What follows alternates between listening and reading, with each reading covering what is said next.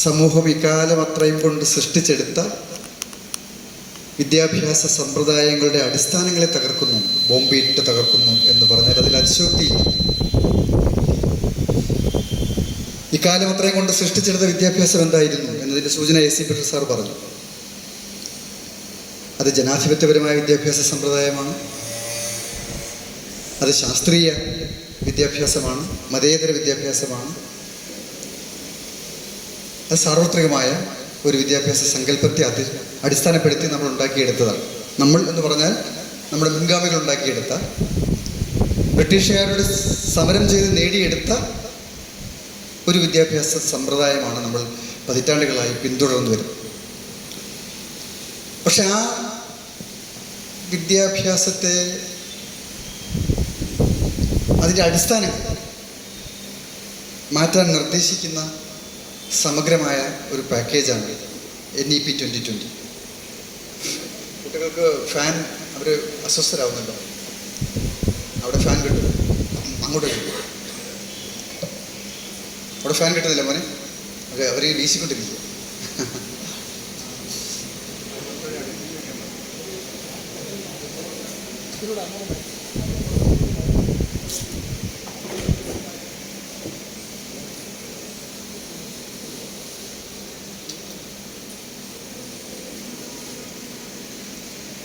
അപ്പോൾ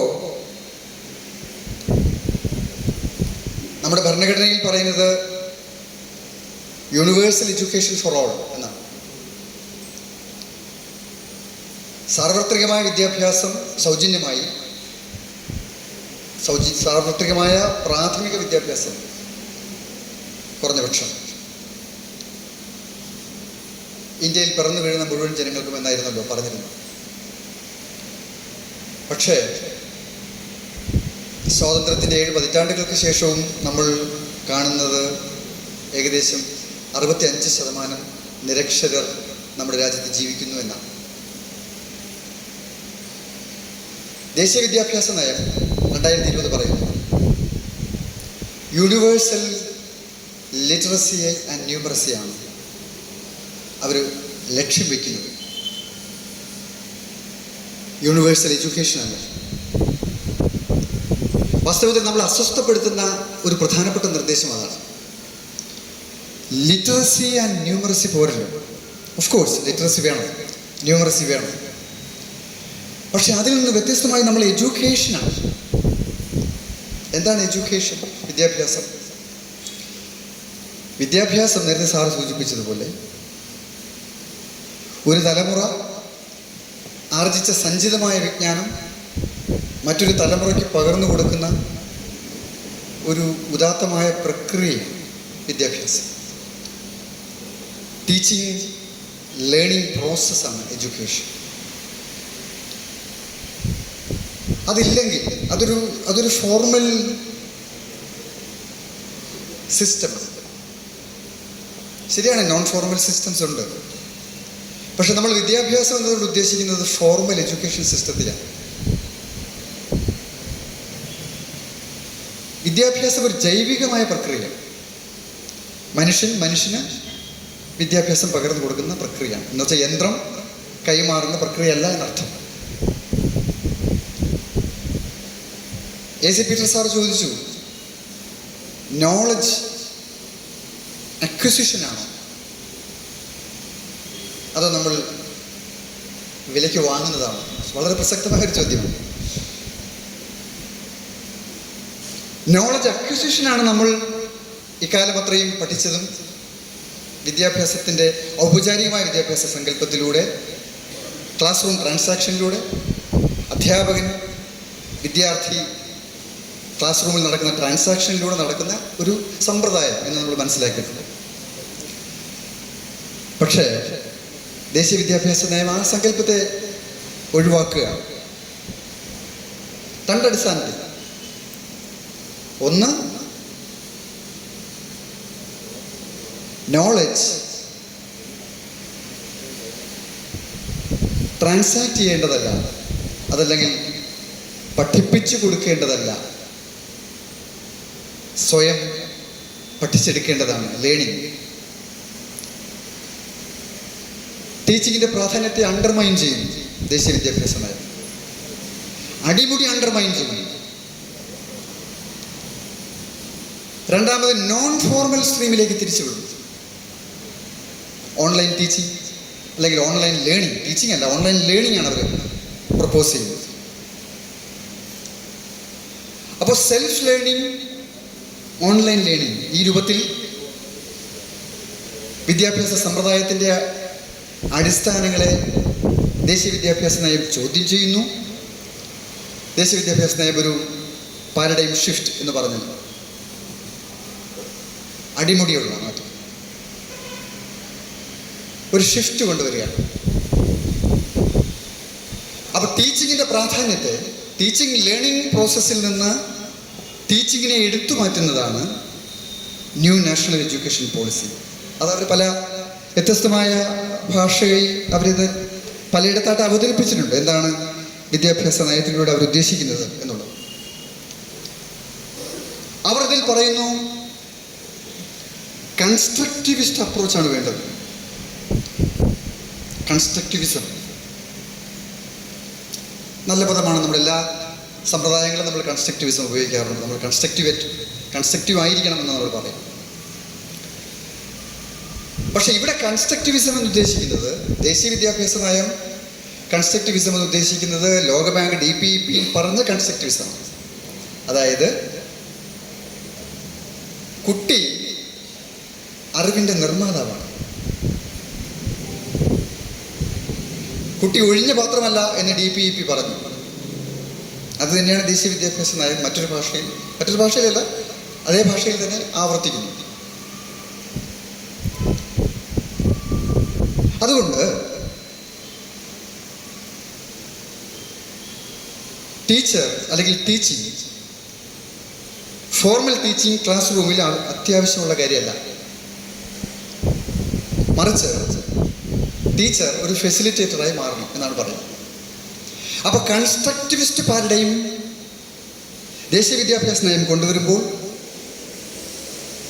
ആ സിദ്ധാന്തപ്രകാരം വിദ്യാർത്ഥികൾ അറിവിൻ്റെ നിറകുടമാകുമ്പോൾ, അറിവിൻ്റെ നിറകുടമായ വിദ്യാർത്ഥികളെ നമ്മൾ പ്രത്യേകിച്ചൊന്നും പഠിപ്പിക്കേണ്ടതില്ല. അവൻ സ്വയം ആർജിക്കുന്ന ഒരു പ്രക്രിയയായി വിദ്യാഭ്യാസത്തെ വിട്ടുകൊടുക്കുക എന്ന് പറയുന്ന സങ്കല്പത്തിലേക്ക്, പാരഡൈം ഷിഫ്റ്റിലേക്ക് ബോധന സമ്പ്രദായം മാറുമ്പോൾ എന്ത് സംഭവിക്കും?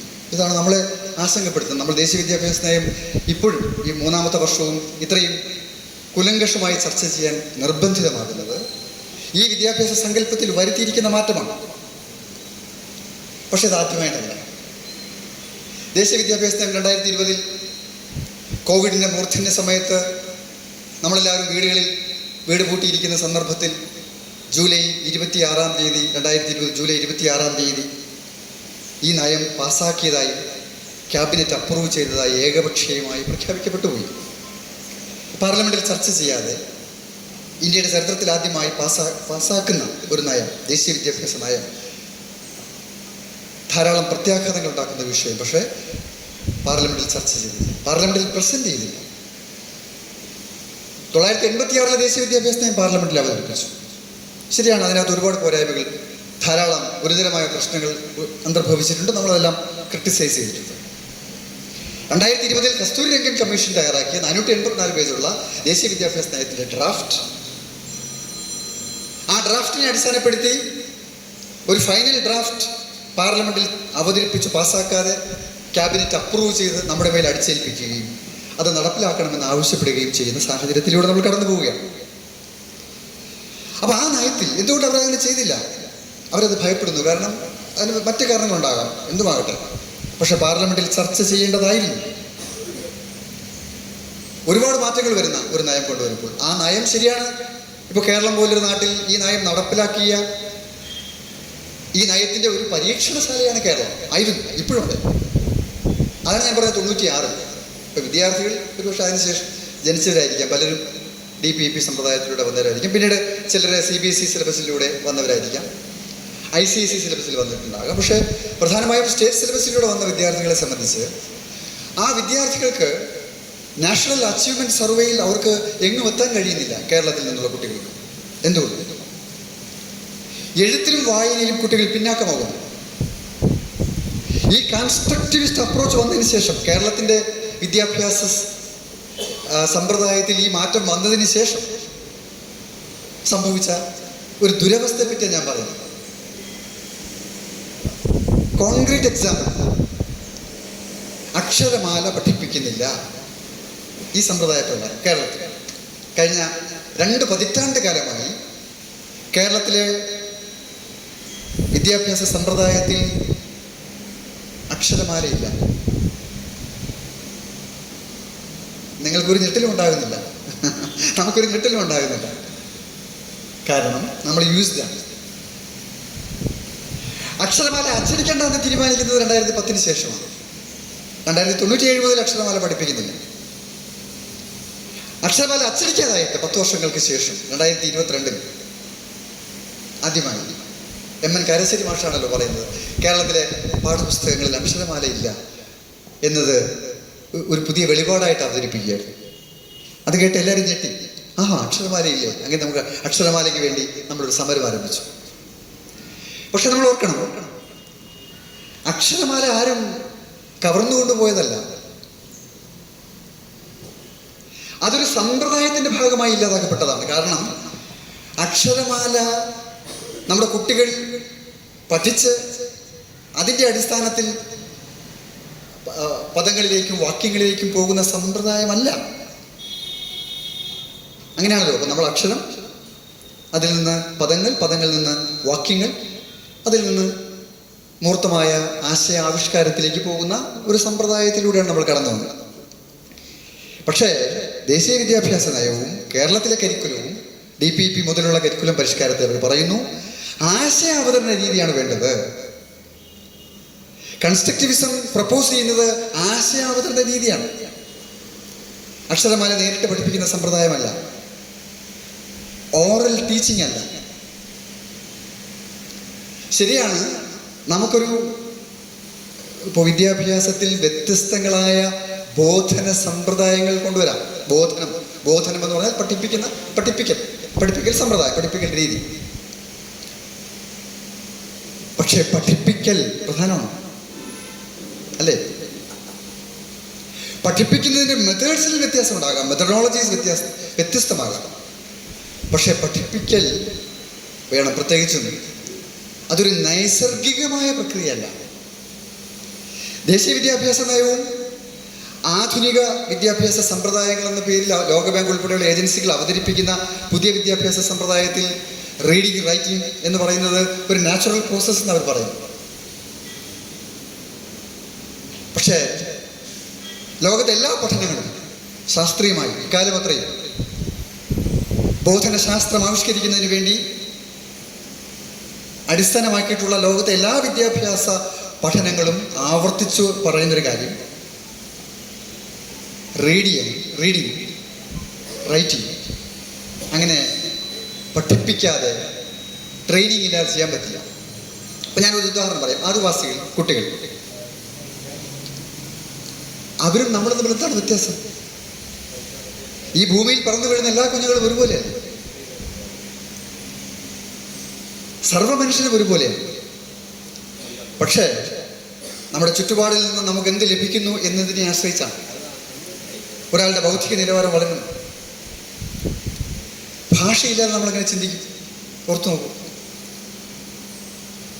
ഇപ്പൊ നമ്മൾ പറയും അദ്ദേഹം വളരെ ഇന്റലക്ച്വലാണ്, അദ്ദേഹം ബൗദ്ധികമായ ശേഷിയുള്ള ഒരാളാണ്. ഈ ബൗദ്ധിക ശേഷിയുടെ അടിസ്ഥാനം എന്ന് പറയുന്നത് ലാംഗ്വേജാണ്. ഇപ്പം ഞാനിവിടെ നിന്നുകൊണ്ട് കുറച്ച് കാര്യങ്ങൾ പറയുന്നുണ്ട്. എനിക്കെന്തുകൊണ്ട് ഇത് പറയാൻ പറ്റുന്നു? ഇത്രയെങ്കിലും മിനിമം. കാരണം ചിന്തിക്കാൻ പറ്റുന്നതുകൊണ്ടാണ്. ഇതെവിടെ നിന്ന് എനിക്ക് ഈ ചിന്ത ഉണ്ടായത്? ഞാൻ ജനിച്ചപ്പോൾ എവിടെ നിന്ന് കൊണ്ടുവന്നല്ലോ, ഒന്നുമല്ല. നമ്മൾ ഈ സമൂഹത്തിൽ നിന്ന്, ഈ വിദ്യാഭ്യാസ സമ്പ്രദായത്തിൽ നിന്ന്, ഇവിടുത്തെ ഭാഷയിൽ നിന്ന് പഠിച്ചെടുക്കുന്ന കാര്യങ്ങളാണ്. നമ്മൾ ഓരോരുത്തരും കമ്മ്യൂണിക്കേറ്റ് ചെയ്യുന്ന ഓരോ ആശയവും ഈ സമൂഹം നമുക്ക് ദാനം നൽകുന്നതാണ്. ഈ ഭാഷ, മലയാളം അല്ലെങ്കിൽ ഇംഗ്ലീഷ്, ഇതിൻ്റെ ഗ്രാമർ, ഇതാരുണ്ടാക്കിയതാണ്? നമ്മളുണ്ടാക്കിയതല്ലല്ലോ. പക്ഷെ ഈ സമൂഹം പതിറ്റാണ്ടുകളിലെ പരീക്ഷണങ്ങളിലൂടെ സൃഷ്ടിച്ചെടുത്ത, ഉരുവം ചെയ്യിച്ചെടുത്ത ഒരു സിസ്റ്റമാണത്. ആ സിസ്റ്റത്തിൻ്റെ പ്രോഡക്റ്റാണ് നമ്മൾ. ആ സിസ്റ്റം മാറിയാൽ നമ്മളുണ്ടാവില്ല. അപ്പോൾ അവിടെ ഭാഷാ പരിജ്ഞാനമില്ലാത്ത ഒരാൾക്ക്, ഭാഷയിൽ അടിസ്ഥാനം ഉറയ്ക്കാത്ത ഒരാൾക്ക് ചിന്തയിൽ ഡെവലപ്മെൻ്റ് ഉണ്ടാകത്തില്ല, മുന്നോട്ട് പോകാൻ പറ്റത്തില്ല, ശാസ്ത്രം പഠിക്കാനാവില്ല. ആധുനിക ശാസ്ത്രം പഠിക്കണമെങ്കിൽ ആധുനിക ഭാഷ നമ്മൾ ഹൃദയസ്ഥമാക്കിയിരിക്കണം. ആധുനിക ഭാഷ എന്ന് പറഞ്ഞാൽ മലയാളം മാത്രം പഠിച്ചാൽ പോരാ. നമ്മൾ അതുകൊണ്ടാണല്ലോ മലയാളവും ഇംഗ്ലീഷും വേണമെന്ന് പറയും. ഇപ്പം മലയാളം മാത്രമേ എനിക്ക് അറിയുള്ളൂ എങ്കിൽ എൻ്റെ ചിന്തയ്ക്ക് പരിമിതി ഉണ്ടാവും. കാരണം ലോകവിജ്ഞാനവുമായി ബന്ധമുണ്ടാകണമെങ്കിൽ ഇംഗ്ലീഷ് ഭാഷയിൽ പരിജ്ഞാനം വേണം. ഇംഗ്ലീഷ് എന്തെങ്കിലും ഒരു പ്രിവിലേജ് ഉള്ള ലാംഗ്വേജ് ആയതുകൊണ്ടല്ല. ഇപ്പം നമുക്ക് ചൈനീസ് പഠിക്കാം, സ്പാനിഷ് പഠിക്കാം, ജർമ്മൻ പഠിക്കാം, ഹിന്ദി പഠിക്കാം, ബംഗാളി പഠിക്കാം, സംസ്കൃതം പഠിക്കാം, തമിഴ് പഠിക്കാം. പക്ഷെ ഈ ഭാഷകളെല്ലാം പഠിച്ചാലും ലോകവിജ്ഞാനവുമായി ബന്ധപ്പെടണമെങ്കിൽ ഇംഗ്ലീഷ് നിർബന്ധമായും പഠിക്കണം. അതുകൊണ്ടാണ് നമ്മളെപ്പോഴും എല്ലാ ചർച്ചകളിലും നമ്മൾ പറയും മാതൃഭാഷയും ഇംഗ്ലീഷും ദ്വിഭാഷ പദ്ധതി ഉണ്ടാക്കണം, അതാണ് ശാസ്ത്രീയം എന്ന് നമ്മൾ പറയും. എന്നാൽ ദേശീയ വിദ്യാഭ്യാസ നയം ഈ രണ്ട് ഭാഷകളെയും അപ്രസക്തമാക്കുന്നു, അല്ലെങ്കിൽ അതിൻ്റെ പ്രാധാന്യത്തെ വെട്ടിച്ചുരുക്കുന്നു. ദേശീയ വിദ്യാഭ്യാസ നയത്തിൻ്റെ ഭാഷാ നയം എന്താണ്? നിങ്ങൾ ഈ ഡോക്യുമെന്റ് വായിച്ചിട്ടുണ്ടാവും, ഞാൻ ചിലരെങ്കിലും വായിച്ചിട്ടുണ്ടാവും, വായിക്കാത്തവർക്ക് വേണ്ടി ഞാൻ പറയാം. ദേശീയ വിദ്യാഭ്യാസ നയം 3 ലാംഗ്വേജ് ഫോർമുല അവതരിപ്പിക്കുന്നു, ത്രിഭാഷാ പദ്ധതി. അപ്പോൾ ചോദിക്കും, ത്രിഭാഷാ പദ്ധതിയാണല്ലോ വർഷങ്ങളായി നെഹ്റു കൊണ്ടുവന്ന ത്രിഭാഷാ പദ്ധതിയല്ലേ? മാതൃഭാഷ, ഇംഗ്ലീഷ്, ഹിന്ദി, ഇതാണ് നമ്മുടെ ത്രിഭാഷാ പദ്ധതി. പക്ഷെ ദേശീയ വിദ്യാഭ്യാസ നയം 2020 പറയുന്നു മാതൃഭാഷ bar, local language bar, spoken language bar, home language. ഇതാണ് അത് എഴുതി. എന്ന് വെച്ചാൽ മാതൃഭാഷ നിർബന്ധമല്ല എന്നാണ്. മാതൃഭാഷ തന്നെ വേണമെന്നില്ല. നിങ്ങൾക്ക് ഹോം ലാംഗ്വേജിൽ സംസാരിക്കാം, സ്പോക്കൺ ലാംഗ്വേജിൽ സംസാരിക്കാം, പഠിക്കാം. അതല്ലെങ്കിൽ you can use local dialects. Local language എന്ന് പറഞ്ഞാൽ നമ്മുടെ രാജ്യത്ത് ആയിരക്കണക്കിന് ലോക്കൽ ഡയലക്ട്സ് ആണുള്ളത്. അപ്പോൾ ഡയലക്ട്സും ലാംഗ്വേജും തമ്മിലുള്ള വ്യത്യാസം നിങ്ങൾക്കറിയാം. ഡയലക്റ്റ് കൊളോക്കിലാണ്. ഇപ്പം ഞാൻ തിരുവനന്തപുരംകാരനാണ്. ഇപ്പം തിരുവനന്തപുരം എന്ന് പറയും. തിരുവനന്തപുരം വെള്ളങ്ങൾ കുടിച്ച് അപ്പി എന്ന് പറയും. എൻ്റെ ഭാഷ ഏതാണ്? എൻ്റെ നാട്ടിലെ ഭാഷ ഏതാണ്? ഞാൻ സംസാരിക്കുന്ന മലയാളമാണ്, അല്ലെന്ന് പറയാൻ പറ്റുമോ? പക്ഷെ ഞാൻ വന്ന് അതിവിടെ പറഞ്ഞ അപ്പി എന്ന് പറഞ്ഞാൽ പല അർത്ഥം വേറെയാണ്. പക്ഷെ എനിക്ക് തിരുവനന്തപുരത്ത് പോയി അപ്പി എന്ന് പറയാം, ഇവിടെ പറയാൻ പറ്റത്തില്ല. അപ്പോൾ ഞാൻ പറഞ്ഞ അതാണ് ഡയലക്റ്റ്. അപ്പോൾ local language or local dialects അല്ല നമ്മൾ പഠിക്കേണ്ടത്, സ്റ്റാൻഡേർഡ് ലാംഗ്വേജ് ആണ്. എന്താ സ്റ്റാൻഡേർഡ് ലാംഗ്വേജ്? സ്റ്റാൻഡേർഡ് ലാംഗ്വേജ് എന്ന് പറഞ്ഞാൽ അതിൽ ഗ്രാമറുണ്ട്, അതിനകത്ത് മാനകമായ ചില മാനദണ്ഡങ്ങളുണ്ട്, അതടങ്ങുന്നതാണ്. അപ്പോൾ മാതൃഭാഷയിലൂടെ വിദ്യാഭ്യാസം, ഇപ്പം നമ്മളെല്ലാവരും പറയും മാതൃഭാഷയിലൂടെ വിദ്യാഭ്യാസം നൽകണം. ശരിയാണ്, വളരെ പ്രധാനമാണ്. കാരണം എന്താ? നമ്മൾ മാതൃഭാഷയിലൂടെ വിദ്യാഭ്യാസം കൊടുക്കണമെന്ന് പറയാൻ കാരണം നമ്മൾ ചിന്തിക്കുന്ന ഭാഷയിലൂടെ പഠിച്ചാൽ മാത്രമേ നമുക്ക് വിജ്ഞാനത്തിൻ്റെ ആഴങ്ങളിലേക്ക് ഇറങ്ങാൻ പറ്റൂ എന്നതുകൊണ്ടാണ്. ഇംഗ്ലീഷ് ഒരു വിദേശ ഭാഷയാണ്. ചൈനീസ് നമുക്ക് പഠിക്കാം, പക്ഷേ ചൈനീസ് ഒരു വിദേശ ഭാഷയാണ്. സ്പാനിഷ് പഠിക്കാം, അത് മറ്റൊരു വിദേശ ലാംഗ്വേജാണ്. പക്ഷെ ഇംഗ്ലീഷാണ് എൻ്റെ മാതൃഭാഷയെങ്കിൽ എനിക്ക് ഇംഗ്ലീഷിലൂടെ പഠിക്കണം, എങ്കിൽ എനിക്ക് സയൻസ് നന്നായിട്ട് മനസ്സിലാവുള്ളൂ, ഹിസ്റ്ററി നന്നായിട്ട് പഠിക്കാൻ പറ്റുള്ളൂ.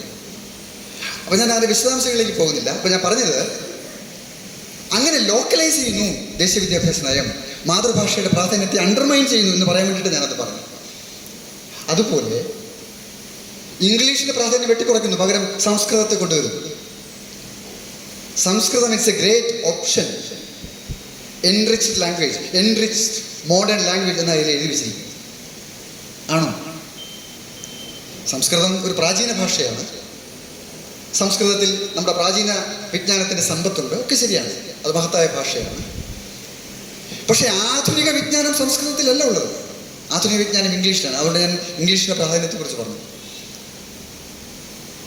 അപ്പോൾ ലോകവിജ്ഞാനത്തിൻ്റെ വാതായനങ്ങൾ നമ്മുടെ മുന്നിൽ തുറക്കപ്പെടണമെങ്കിൽ ഒരു ലോകഭാഷ ആവശ്യമാണ്, ഒരു ലിങ്ക് ലാംഗ്വേജ് ആവശ്യമാണ്. അത് ചൈനക്കാരനും സ്പെയിൻകാരനും ഇന്ത്യക്കാരനും റഷ്യക്കാരനും ഒക്കെ ആവശ്യമാണ്. റഷ്യൻ ലാംഗ്വേജ് ഹൈലി ഡെവലപ്ഡാണ്, പക്ഷേ ഇംഗ്ലീഷ് ആവശ്യമാണ്. ഓക്കെ, അപ്പോൾ ഞാൻ പറഞ്ഞത് ഇംഗ്ലീഷിൻ്റെ പ്രാധാന്യത്തെ വെട്ടിക്കുറയ്ക്കുന്നു, മാതൃഭാഷയുടെ പ്രാധാന്യത്തെ വെട്ടിക്കുറയ്ക്കുന്നു. പകരം അവർ ഹിന്ദി ഇമ്പോസ് ചെയ്യും. അപ്പോൾ ഹിന്ദി കൊണ്ടുവരുന്നു, ക്രമേണ നിർബന്ധമാക്കുന്നു. ആൻഡ് സാൻസ്ക്രിറ്റ്, അത് Sanskrit will be taught at all levels എന്നാണ് എഴുതി വെച്ചിരിക്കുന്നത്. അറ്റ് ഓൾ ലെവൽസ് എന്ന് വെച്ചാൽ എല്ലാ തലങ്ങളിലും സംസ്കൃതം പഠിപ്പിക്കുന്നതാണ്. സംസ്കൃതം ആവശ്യമുള്ളവർക്ക് പഠിക്കാം അറ്റ് ഓൾ ലെവൽസ്. വൈ? അത് ആവശ്യമില്ലല്ലോ, പഠിപ്പിക്കും. അപ്പോൾ എന്താ ത്രിഭാഷ പദ്ധതി? അപ്പോൾ ത്രിഭാഷ പദ്ധതി ഹിന്ദി, സംസ്കൃതം, ലോക്കൽ ലാംഗ്വേജ്, അങ്ങനെ അവർ ഷിഫ്റ്റ് ചെയ്യാൻ. അപ്പോൾ എങ്ങനെയാണ് ദേശീയ വിദ്യാഭ്യാസ നയം നമ്മൾ പതിറ്റാണ്ടുകൾ കൊണ്ട് സൃഷ്ടിച്ചെടുത്ത നവോത്ഥാനത്തിൻ്റെ വിദ്യാഭ്യാസ സമ്പ്രദായങ്ങളെ അട്ടിമറിക്കുന്നത്? ഇന്ത്യൻ ദേശീയ ജനാധിപത്യ വിദ്യാഭ്യാസം ഉദയം ചെയ്യുന്നത് ബ്രിട്ടീഷുകാർക്കെതിരായ പോരാട്ടത്തിൻ്റെ പന്ഥാവിലൂടെ. ആ വിദ്യാഭ്യാസം അവർ കൊണ്ടുപോകാൻ അവർ സംസ്കൃതം അടിച്ചേൽപ്പിച്ചു ബ്രിട്ടീഷുകാർ. കാരണം അവർക്കറിയാം ആധുനിക വിജ്ഞാനം കൊടുത്താൽ സ്വാതന്ത്ര്യ സമരം ശക്തിപ്പെടും. സ്വാതന്ത്ര്യ സമരത്തെ തടയുവാൻ അന്ധവിശ്വാസങ്ങളിലും അനാചാരങ്ങളിലും അന്ധമായ ആചാരക്രമങ്ങളിലും പഴഞ്ചൻ വിധിവിശ്വാസങ്ങളിലും തളച്ചിടണം. അതിന് നല്ലത് സംസ്കൃതം കൊടുക്കുക എന്നുള്ളതാണ്. അതുകൊണ്ടാണ് ബ്രിട്ടീഷുകാർ ബുദ്ധിപൂർവ്വം സംസ്കൃത വിദ്യാഭ്യാസം കൊണ്ടുവന്നത്. പക്ഷേ രാജാറാം മോഹൻ റോയ് പോലുള്ള ആളുകൾ, ഈശ്വരചന്ദ്ര വിദ്യാസാഗർ ഇന്ത്യയിലെ മഹാപണ്ഡിതൻ. ഈശ്വരചന്ദ്ര വിദ്യാസാഗറിനേക്കാൾ വലിയ സംസ്കൃത പണ്ഡിതൻ ഇന്ത്യയിൽ ഉണ്ടായിരുന്നില്ല. പക്ഷേ ഈശ്വരചന്ദ്ര വിദ്യാസാഗർ, മഹാപണ്ഡിതനായ വിദ്യാസാഗർ പറഞ്ഞു, നമ്മുടെ രാജ്യത്തെ ജനങ്ങളെ പഠിപ്പിക്കേണ്ടത് മാതൃഭാഷയും ഇംഗ്ലീഷും സയൻസും. അങ്ങനെയാണ് നമ്മൾ സയൻസ് പഠിക്കാൻ തുടങ്ങുന്നത്. അങ്ങനെയാണ് യഥാർത്ഥത്തിൽ ദേശീയ വിദ്യാഭ്യാസ നയം നമ്മൾ രൂപീകരിക്കുമ്പോൾ നമ്മൾ ത്രിഭാഷാ പദ്ധതിയിൽ മാതൃഭാഷയും ഇംഗ്ലീഷും, അത് കഴിഞ്ഞേ ഹിന്ദിക്ക് സ്ഥാനമുള്ളൂ എന്ന് വന്നു. എന്ന് മാത്രമല്ല, 3 ഭാഷ പഠിക്കേണ്ടതുണ്ടോ നിർബന്ധമായി? എത്ര ഭാഷയും ഏതൊരാൾക്കും പഠിക്കാം. 2 ലാംഗ്വേജ് പോരെ എന്ന ചോദ്യം തീർച്ചയായിട്ടും നമ്മൾ ഉന്നയിക്കുന്നുണ്ട്. അപ്പോൾ അതോടെ നിൽക്കട്ടെ. ഇനി പാഠപുസ്തകങ്ങളുടെ കാര്യത്തിലേക്ക് വന്നാൽ എന്തായാലും കണ്ടന്റ് വളരെ പ്രധാനപ്പെട്ടതാണ്. ഇപ്പൊ നേരത്തെ AC പീറ്റർ സാറ് ആമുഖത്തിൽ പറഞ്ഞു, ഈ പഠനഭാരം കുറയ്ക്കാൻ അവർ സമ്പ്രദായങ്ങൾ കൊണ്ടുവരുന്നു. യഥാർത്ഥത്തിൽ അവർ ഈ പഠനഭാരം എന്ന് ഉദ്ദേശിക്കുന്നത് എന്താണ്? യശ്പാൽ കമ്മീഷൻ റിപ്പോർട്ടിലാണ് ആദ്യമായി ലേണിംഗ് വിത്തൗട്ട് ബേർഡൻ, സാർ ഓർക്കുന്നുണ്ടോ? 98 എൻ്റെ ഓർമ്മ. ആദ്യമായിട്ടത് ആ ആശയം അവതരിപ്പിക്കും. പക്ഷെ ലേണിംഗ് വിത്തൗട്ട് ബേർഡൻ എന്നതിൻ്റെ മറയിൽ അവർ ചെയ്തത് ചരിത്രത്തിൻ്റെ സുപ്രധാനമായ പാഠങ്ങൾ വെട്ടിക്കുറയ്ക്കുകയാണ്. മാതൃഭാഷയുടെ പാഠങ്ങൾ വെട്ടിക്കുറയ്ക്കുകയാണ്. കുമാരനാശാന്റെയും വള്ളത്തോളിൻ്റെയും വൈലോപ്പിള്ളിയുടെയും ഒക്കെ കവിതകളുടെ പ്രാധാന്യം വെട്ടിക്കുറയ്ക്കുകയായിരുന്നു. അല്ലെങ്കിൽ അതിൻ്റെ അത്തരം പാഠങ്ങൾ പഠിച്ചിട്ട് എന്ത് പ്രയോജനമാണ്? DPEP ഇപ്പോൾ ദേശീയ വിദ്യാഭ്യാസ നയം ഉദ്ദേശിക്കുന്ന സ്കിൽ ബേസ്ഡ് എഡ്യൂക്കേഷൻ അല്ലെങ്കിൽ സ്കിൽ, അത് തന്നെയാണ് DPEP ഉന്നയിച്ചത്. എന്തിനാണ് സാഹിത്യം പഠിക്കുന്നത്? എന്തിനാണ് കുമാരനാശാൻ? എന്തിനാണ് വള്ളത്തോൾ? എന്തിനാണ് ഉള്ളൂർ? എന്തിനാണ് ടാഗോർ? എന്തിന് ഷേക്സ്പിയർ? അതാണല്ലോ. ഷേക്സ്പിയർ പഠിക്കാതെ നമ്മളെങ്ങനെ മനുഷ്യരാകും? ശരിയാണ്, നൂറ്റാണ്ടുകൾക്ക് മുമ്പാണ് ഷേക്സ്പിയറിയൻ ലിറ്ററേച്ചർ. പക്ഷെ ഇന്നും ലിറ്ററേച്ചർ പഠിക്കുന്ന വിദ്യാർത്ഥികൾക്കറിയാം ഭാഷയുടെ, സാഹിത്യത്തിൻ്റെ, മൂല്യങ്ങളുടെ, അതിൻ്റെ അഗാധമായ ഒരു തലത്തിലൂടെ കടന്നു പോകാൻ ഒരു മനുഷ്യനെ സഹായിക്കുന്ന ഒരു മാസ്റ്റർ പീസാണ് ഷേക്സ്പിയറിയൻ ലിറ്ററേച്ചർ. അപ്പോൾ അത് പഠിക്കണ്ടേ? പക്ഷെ അവർ ചോദ്യം ഉന്നയിക്കുന്നു, ദേശീയ വിദ്യാഭ്യാസത്തെ ഉന്നയിക്കുന്ന ഏറ്റവും സുപ്രധാനമായ ചോദ്യം അതാണ്, നമ്മൾ ഭാഷയും സാഹിത്യവും ശാസ്ത്രവുമാണോ പഠിക്കേണ്ടത്? നമ്മൾ പഠിക്കേണ്ടത് കേവലം സ്കില്ലുകളല്ലേ?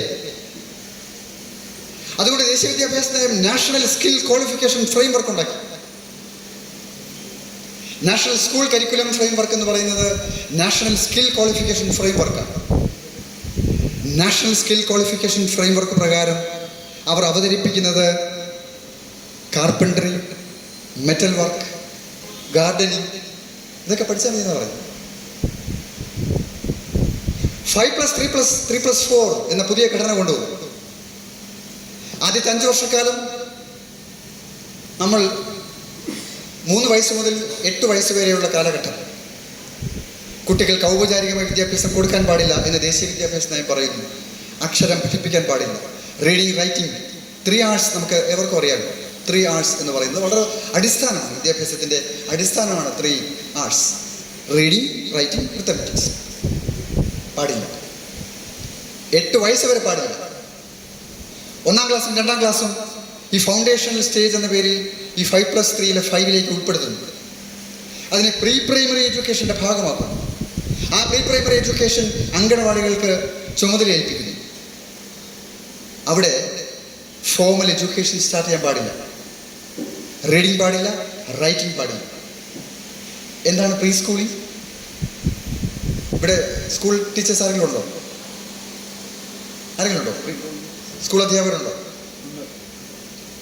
ടീച്ചർ പ്രീ സ്കൂളാണ്. ഓക്കെ, ഹൈസ്കൂളാണ്. ടീച്ചർക്ക് അറിയാമായിരിക്കുമല്ലോ പ്രീ സ്കൂളിംഗ് എന്താണെന്നുള്ളത്, അല്ലേ? നോൺ ഫോർമൽ അല്ലേ? Completely non formal.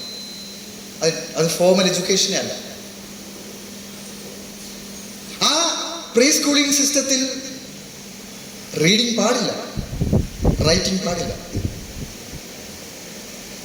ദേശീയ വിദ്യാഭ്യാസ നയം 2020 കസ്തൂരി രംഗൻ അതിൻ്റെ ആദ്യത്തെ പോർഷനിൽ എഴുതിയിരിക്കുന്നത്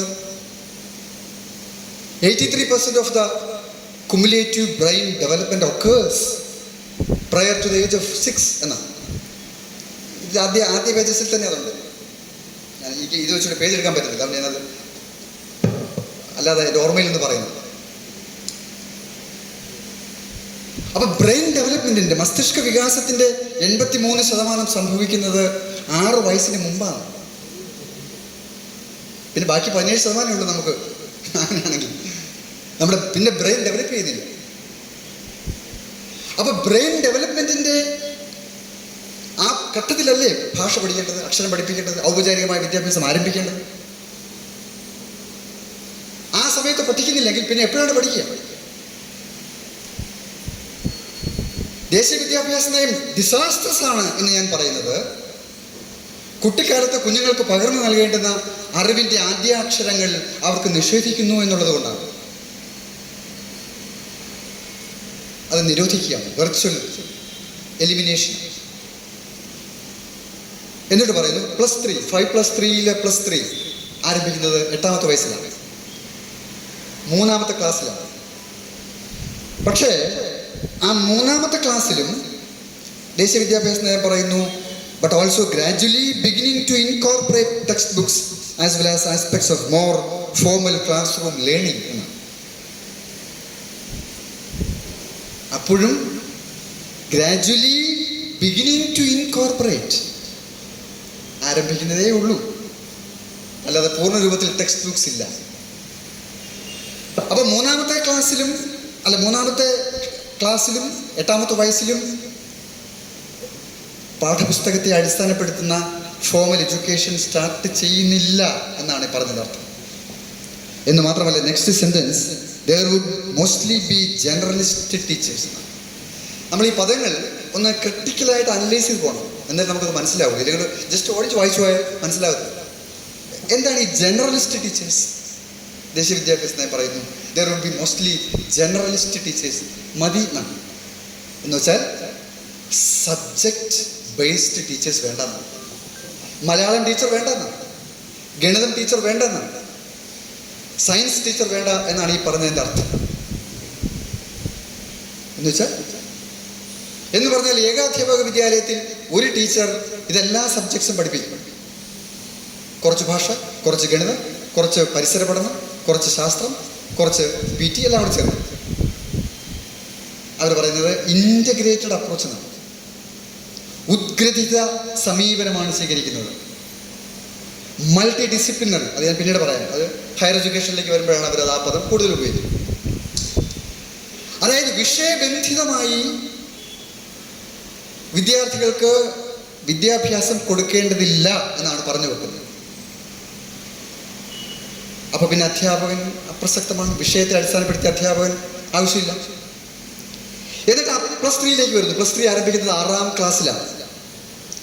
6ാം ക്ലാസ്സിൽ അവര് അവതരിപ്പിക്കുന്ന സങ്കല്പം അനുസരിച്ചാണെങ്കിൽ every student will take a 1 year long course during 6 to 8 എന്നാണ്. Every student will take a 1 year long course during 6 to 8 grades that gives a survey and hands-on experience of a sampling of important vocational crafts such as ഞാൻ നേരത്തെ പറഞ്ഞല്ലോ, carpentry, electric work, metal work, gardening, pottery making, etc. as decided by states and local communities and as mapped by local skilling needs. തീർന്നില്ല. വിദ്യാഭ്യാസം ഒഴികെ 8ാം class വരെ ഈ പറഞ്ഞ സാധനങ്ങൾക്കാണ് പ്രാധാന്യം നൽകേണ്ടത്. അതിനെ വൊക്കേഷണൽ സ്ട്രീമിലേക്ക് തിരിച്ചുവിടണം. വൊക്കേഷണലൈസ് ചെയ്യണം. അക്കാഡമിക് എഡ്യൂക്കേഷൻ കൊടുക്കരുതെന്നാണ് പറഞ്ഞതിൻ്റെ അർത്ഥം. അപ്പോൾ 1ാം ക്ലാസ്സും 2ാം ക്ലാസ്സും നിരോധിച്ചു. 3ാം ക്ലാസ് മുതൽ ഫോമൽ എഡ്യൂക്കേഷൻ ആരംഭിക്കുന്നില്ല. 6ാം ക്ലാസ് മുതൽ ഞാൻ ഈ പറഞ്ഞ സ്കിൽ ബേസ്ഡ് ട്രെയിനിങ്ങിലേക്ക് പോവുകയാണ്. 8ാം ക്ലാസ്സിൽ വിദ്യാഭ്യാസം അവസാനിപ്പിക്കും. Elementary education will be over. 9ാം class +4 എന്ന് പറയുന്നത് മറ്റൊരു സ്റ്റേജാണ്. ദേശീയ വിദ്യാഭ്യാസത്തെ വിഭാവന ചെയ്യുന്നതനുസരിച്ച് മറ്റൊരു സ്റ്റേജാണ്. ഞാൻ അതിലേക്ക് വരാം. അപ്പോൾ 8ാം ക്ലാസ് വരെ അക്ഷരമാലയില്ല, ഭാഷയില്ല, അടിസ്ഥാന ഗണിതമോ ശാസ്ത്രമോ ഇല്ല. പിന്നെന്താണ് പഠിപ്പിക്കുന്നത്? നിങ്ങൾ പാഠപുസ്തകം കണ്ടിട്ടുണ്ടോ? ഇപ്പോൾ ഇറക്കിയിരിക്കുന്നത് ഇപ്പോൾ കേരളത്തിലെ പാഠപുസ്തകം മാത്രം നോക്കിയാൽ മതി. 1ാം ക്ലാസ്സിലെ പാഠപുസ്തകം ആരെങ്കിലും ഏതെങ്കിലും 1ാം ക്ലാസ്സിലെ കുട്ടി അല്ലെങ്കിൽ 2ാം ക്ലാസ്സിലെ ആയാലും മതി, 5ാം ക്ലാസ്സിലെ ആയാലും മതി, എല്ലാം ഒരുപോലെയാണ്. 1ാം ക്ലാസ്സിലെ പാഠപുസ്തകവും 5ാം ക്ലാസ്സിലെ പാഠപുസ്തകം തമ്മിൽ വ്യത്യാസമൊന്നുമില്ല.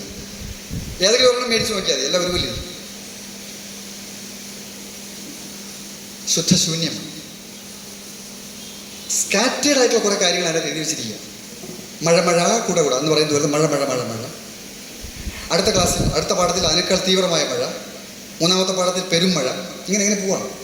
കൃഷി, നാട്ട് ഗാനങ്ങൾ എന്നൊക്കെ പറഞ്ഞ് കുറേ കാര്യങ്ങൾ വെച്ചിരിക്കും. കുറേ ആശയങ്ങളാണ്. ആ ആശയങ്ങളിൽ നിന്ന് കുട്ടി അക്ഷരം കണ്ടെത്തി. കാരണം കുട്ടി എന്ന് പറയുന്നത് ദേശീയ വിദ്യാഭ്യാസ നയത്തിൻ്റെ ഭാഷയിൽ ഈസ് എ നാച്ചുറൽ റിസർച്ചർ എന്നാണ് ഇതിൽ എഴുതി വെച്ചിരിക്കുന്നത്. ദേശീയ വിദ്യാഭ്യാസ നയം പറയുന്നത്, ഞാനത് വായിക്കാം. ഇതാണ് national curriculum framework 1.31 key guiding principles for the foundational stage based on NEP 2020 പറയുന്നു, children are natural researchers with great observational skills.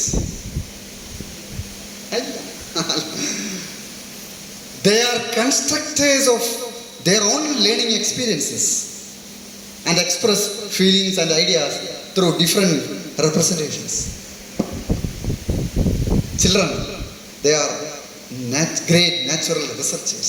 ഗവേഷകരാണ്. അപ്പോൾ അത്രയും ഗവേഷകരായ അവരെ നമ്മൾ ബഹുമാനിക്കുക എന്നുള്ളതേ ഉള്ളൂ, വേറെ ഒന്നും ചെയ്യാനില്ല. അവരെ പഠിപ്പിക്കേണ്ടതില്ല.